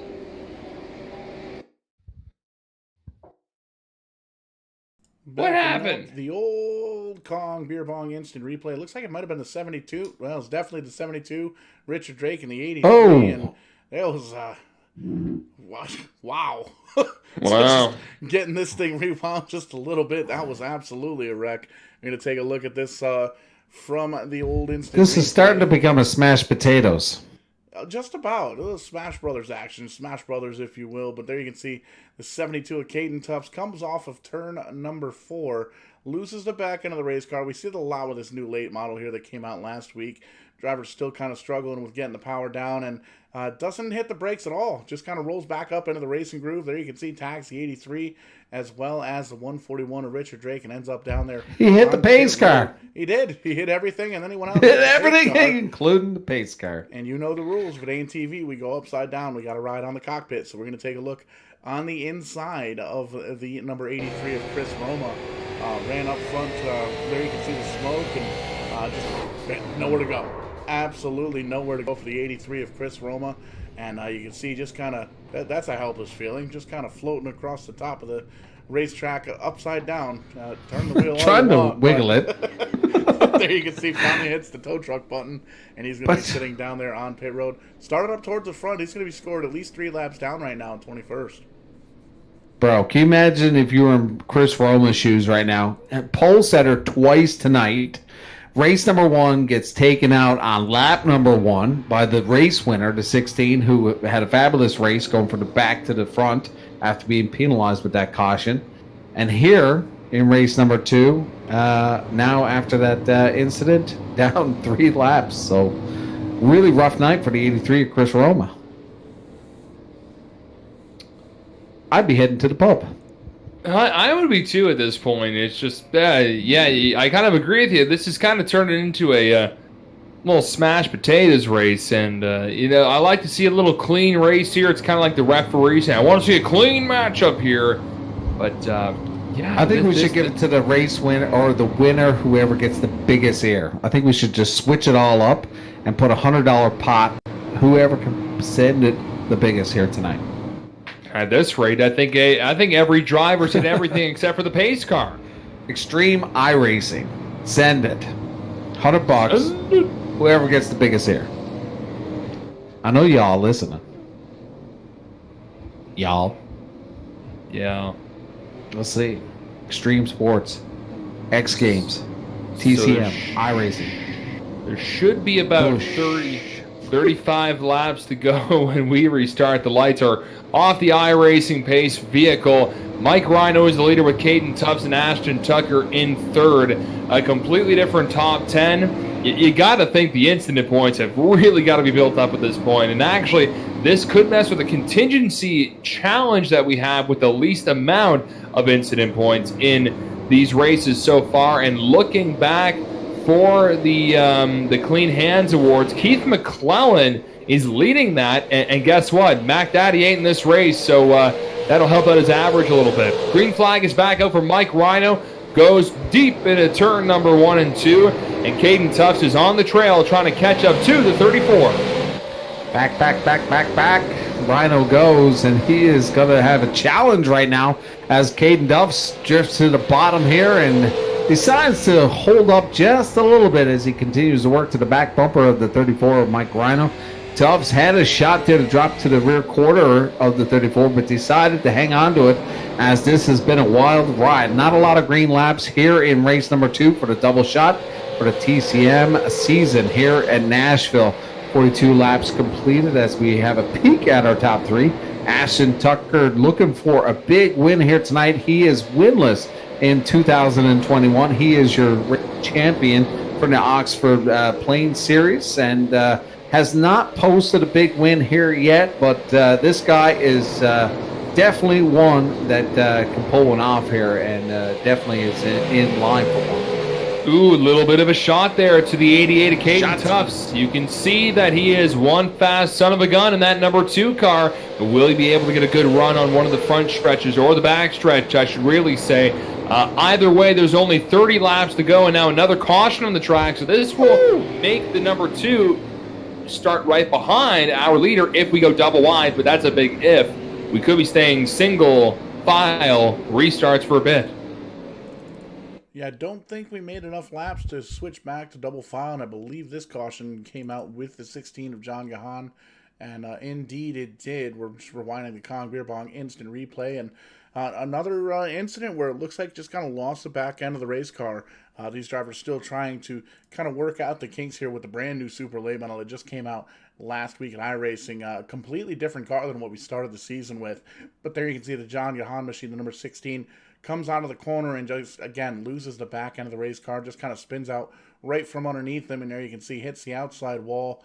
Nobody up there. Everybody does a great job. Oh, Richard Drake gets in the back of Tant Woldridge. Tant Woldridge T-bones his 16. Big hit there for the 56 machine. There you can see Richard Drake kind of getting on by, but 16, worse for wear. That Ford Performance number 16, you can see he's going to come down pit road at this point. Didn't have to tow, but man, lots of damage on that 16 machine. Looks like he may very well be done for the evening. Well, 28 laps to go here, Dylan. We're close to the conclusion of this one, but we're probably going to stay under single file, like I said. Mike Rhino will get things going once again. We had a bit of a peak Caden Tufts kind of challenged him for the lead, but decided to take it easy there and settle back in behind the 34. Ashton Tucker looked like he had moments of brilliancy as he applied some pressure to the back of the 88. Be interesting to see what happens on this restart as we get to the final 1/3 of this 75 lap double shot race number 2 here in Nashville, the TCM week number, I think this is race 6 and 7? 5 and 6. 5 and 6. Who was counting? Not me. You're counting the amount of tanglies we've got in tonight, right? 2, 3. 5 hours later, 38. 99 bottles of beer in the wall. 99 bottles of tangly.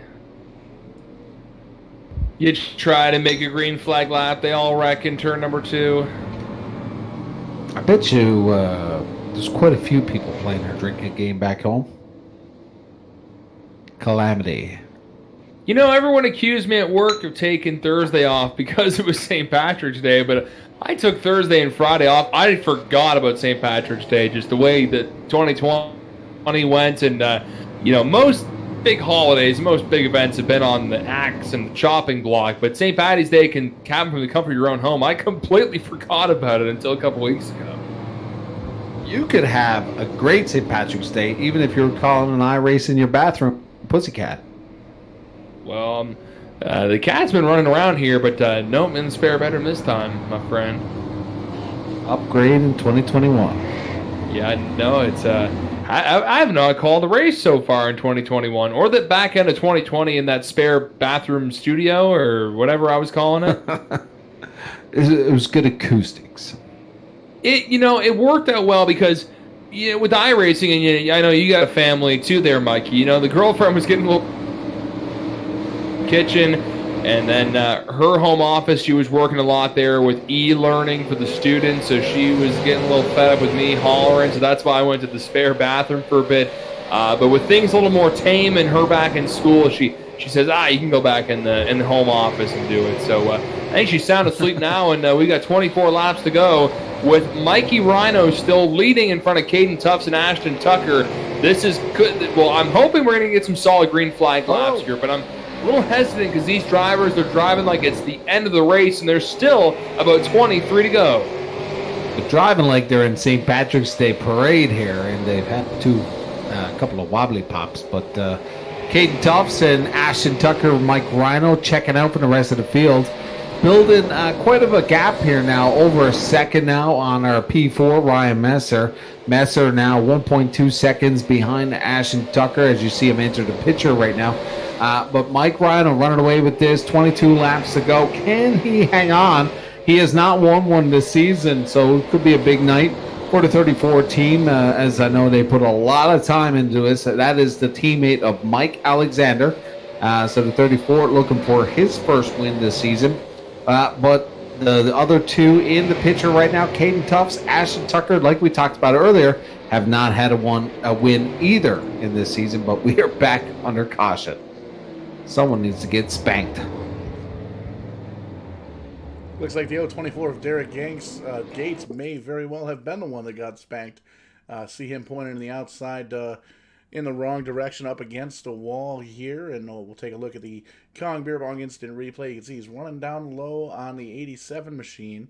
Everything looks good as they enter the corner side by side. The 024, we're going to keep a focus on him down on the bottom side. It looks like he clips the apron just a little bit there, but no harm, no foul. Up in front of them, Ryan Messer gets into the wall, and it looks like it might have been a distraction there for the 024 as he just tries to go up high. Chisholm was there. Chisholm, the 87 car, was already in that position, so Spotter didn't quite clear him. And again, the 87 of Chisholm gets that car upside down, so we're going to have to see if we can pull the instant replay there.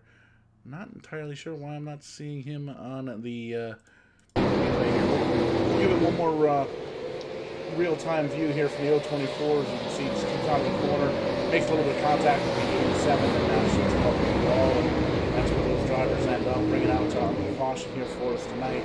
Looks like the 87 was able to drive away. The 024 of Derek Gates is going to wait for traffic to kind of clear out. There you see, whoops, the car right on around. He's able to get that thing going too. So doesn't lose a lap. The 87 does look like he is a lap down at that point, and we're going to back it up. Again, you know the rules. The driver leaves the four wheels off the pavement. We got to take a look at the in-car. So here we go. We're going to take a look at the cockpit of the number 87 of Danny Chisholm. Heading into the corner, there you see the 024. The left of the screen comes on up, and man, that's tough. And comes back down, sticks the landing. I don't even think he downshifted at that point. Just kind of matched the gas and kept going. Having a tough night in the 87. Looks like the 87 may very well be done for the night as well. So that is 4 drivers exiting the server. 87 of Danny Chisholm, John Gahan, Justin Robichuk, and the 16 of Dustin Momrica, calling it a night here on St. Patrick's Day evening. It's a double shot of TCM's weekly series. We're going to be taking a week off next week as Tim is a little bit tied up with a couple other series, so we'll have a night off, hence why we're doing the double shot here tonight and celebrating St. Patrick's Day with all you fine folk at home joining in on all the festivities. And a little bit of a wild one here, Dylan, as we trying to get this one done, but quite a few cautions, if Paul can show it up on the screen, of how many caution laps we have covered here in race number 2. There we go. What is that? That is 13 cautions, 39 caution laps. So, almost all the race. No, we had 20 green flag laps. So I got a funny feeling this is probably going to be the exit of it as we get hopefully get a nice green flag stretch. Ryan Messer was down pit road 55 laps ago, so a little bit of a fresher time, but I think the heat cycles now are pretty much evenly matched between the cars. But Messer was involved with an early caution and was down pit road 55 laps ago. So, but we are set to go. Lap 60. Rhino gets it fired here. Cadence Frizzell, Ashton Tucker, Ryan Messer, Brett Suggs now entering the picture. Man, oh man, this could be a dandy final 15 lap shootout. How about that for Brett Suggs? He was involved in that mayhem earlier on, and he finished 3rd earlier tonight, and he could very well land it back in the top 3 again. And Ryan Messer, he wrecked on lap number 1. It shows that you can't exactly count someone out until the fat lady eventually sings here, but you can see getting tangly for that position is the number 1 and the 33 Ryan Messer. And Brett Suggs, that is rounding up the top 5 there. So the top 5 have broken the way through the rest of the field. Mike Rhino is still in front, leading since about the halfway point. Yeah, I think this is going to heat up these final 12 laps. This is going to be set for a goodie.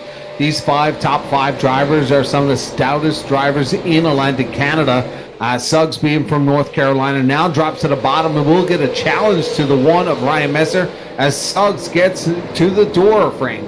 They are going to go door to door on the bottom here. Suggs trying to get it done here, but Ryan Messer fights back and is continuing to make that midline kind of work here as they continue to go door to door.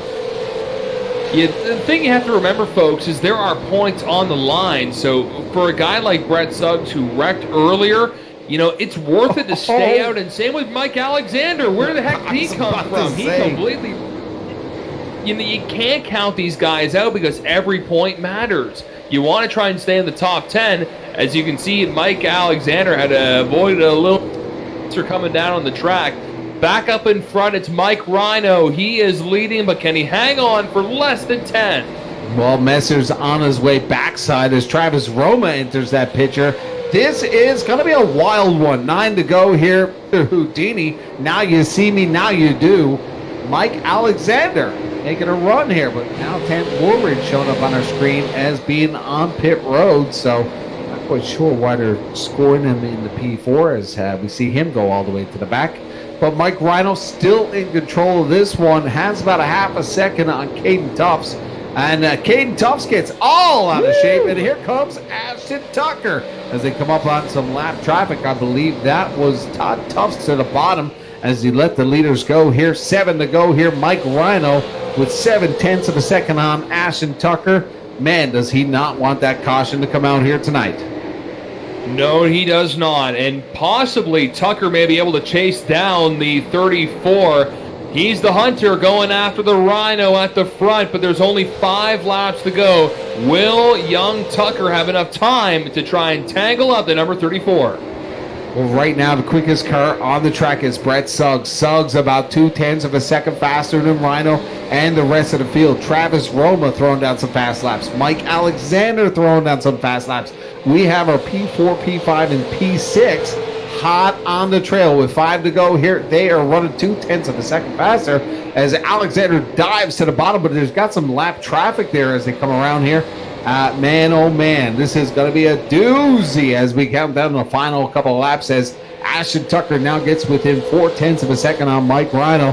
Rhino trying to hang on to this one. Dude, he wants to win here tonight for St. Patrick's Day. I can tell you that 34 is on the edge of his seat. They're sweating bullets right now as he knows what's coming behind him. The spotters are yelling to him that the freight train is coming.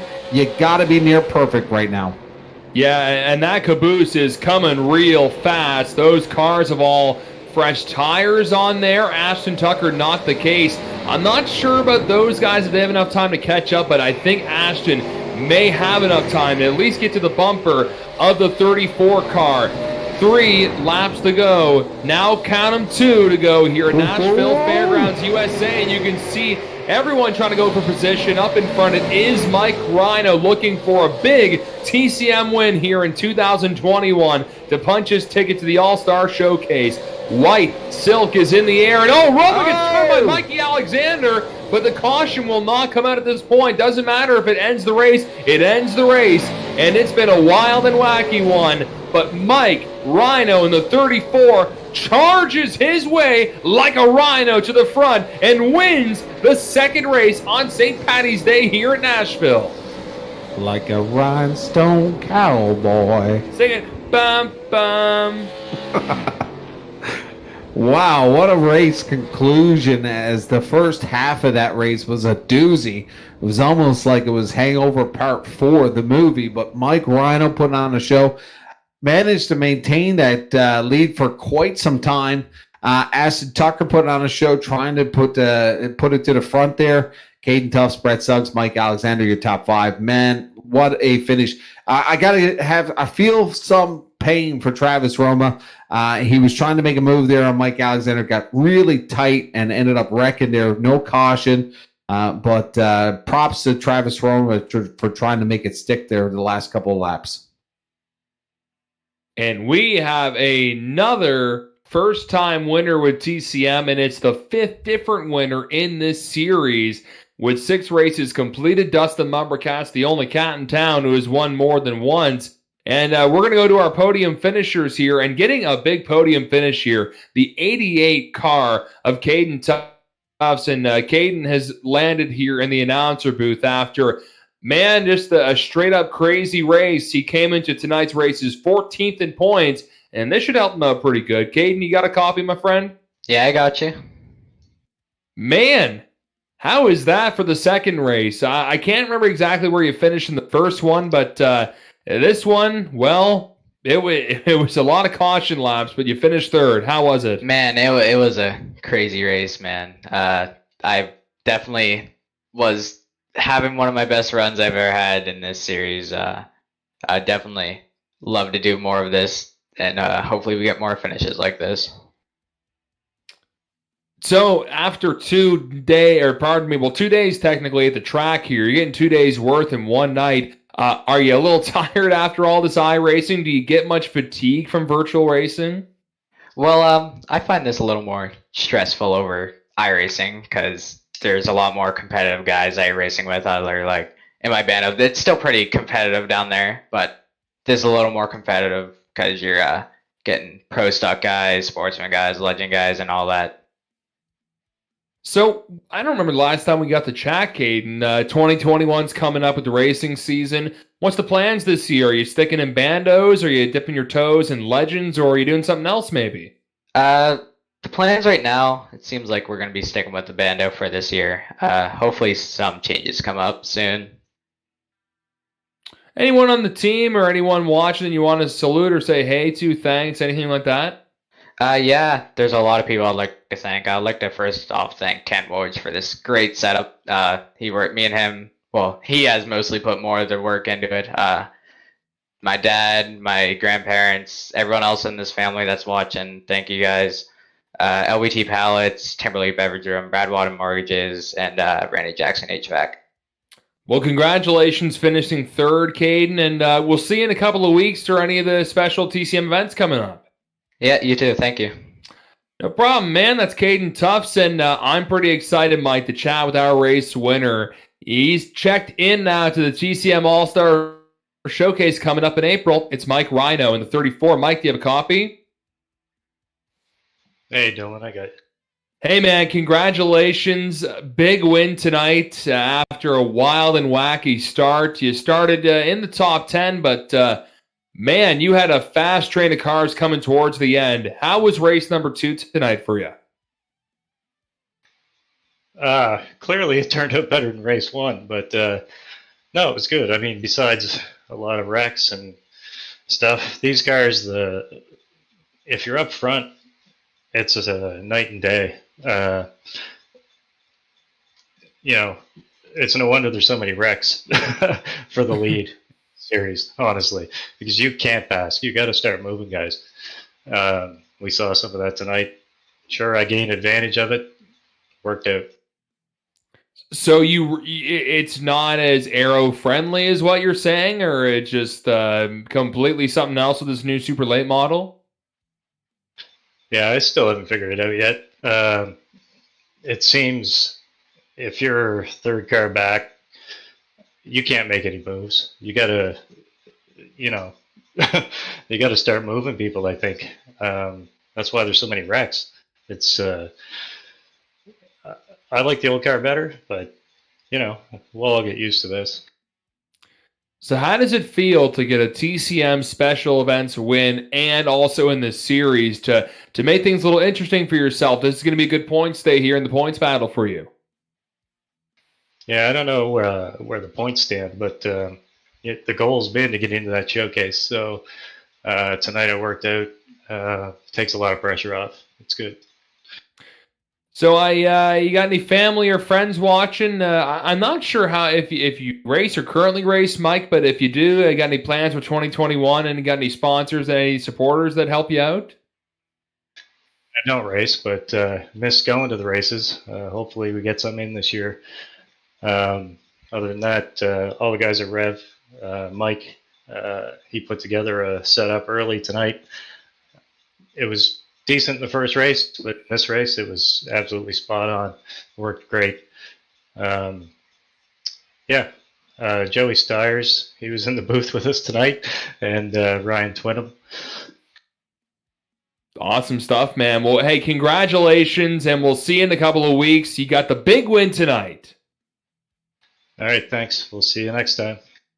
Mikey Rhino in the number 34. Big win for him, and interesting comments there, Mike James. He's not too big of a fan of this new super late model. That's kind of the first complaint I've heard from a driver. I won't say necessarily complaint, but just an observation about this new car here in Nashville. Well, it's the first cracked with the new updates, so I'm sure there's going to be several other updates coming in as they rework the new super late. But I heard some chatter going on in the chat groups. I know there was some feedback on the dirt oval. Our race winner had some choice words for that one as well. So, but when these big updates do come out, obviously there's some tweaks to happen. So, really look forward to see what they do with the super late. But looks fabulous at this point. Well, we had two completely different races, Tim Terry. We had one where we had the U gang up in front, and the second race, a lot of first-timers, a first-time winner with TCM, a couple of drivers getting their first top 10 in this series, too.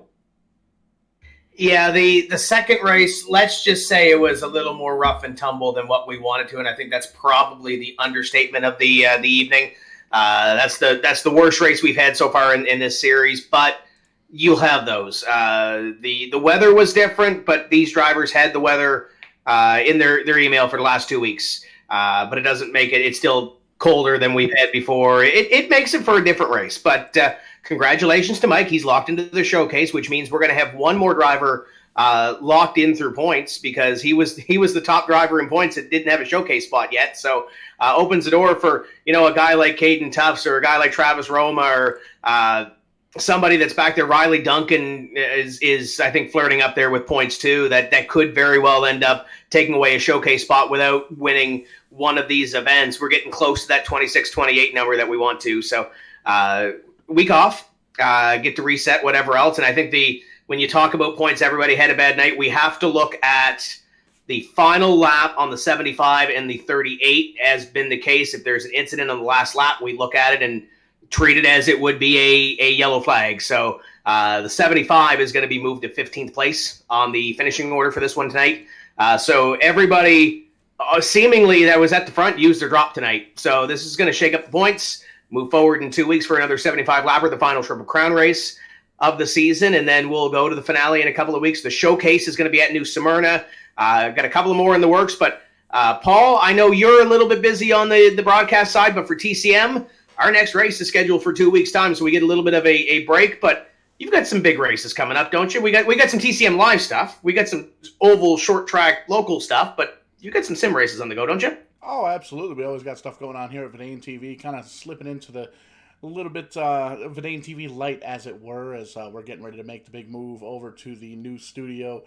We're actually thinking about moving everything over tomorrow night, because we're actually off until Sunday night when we've got Sim Racing Unleashed at 9:05, going to be running at Atlanta. Lots of Atlanta coming up next week.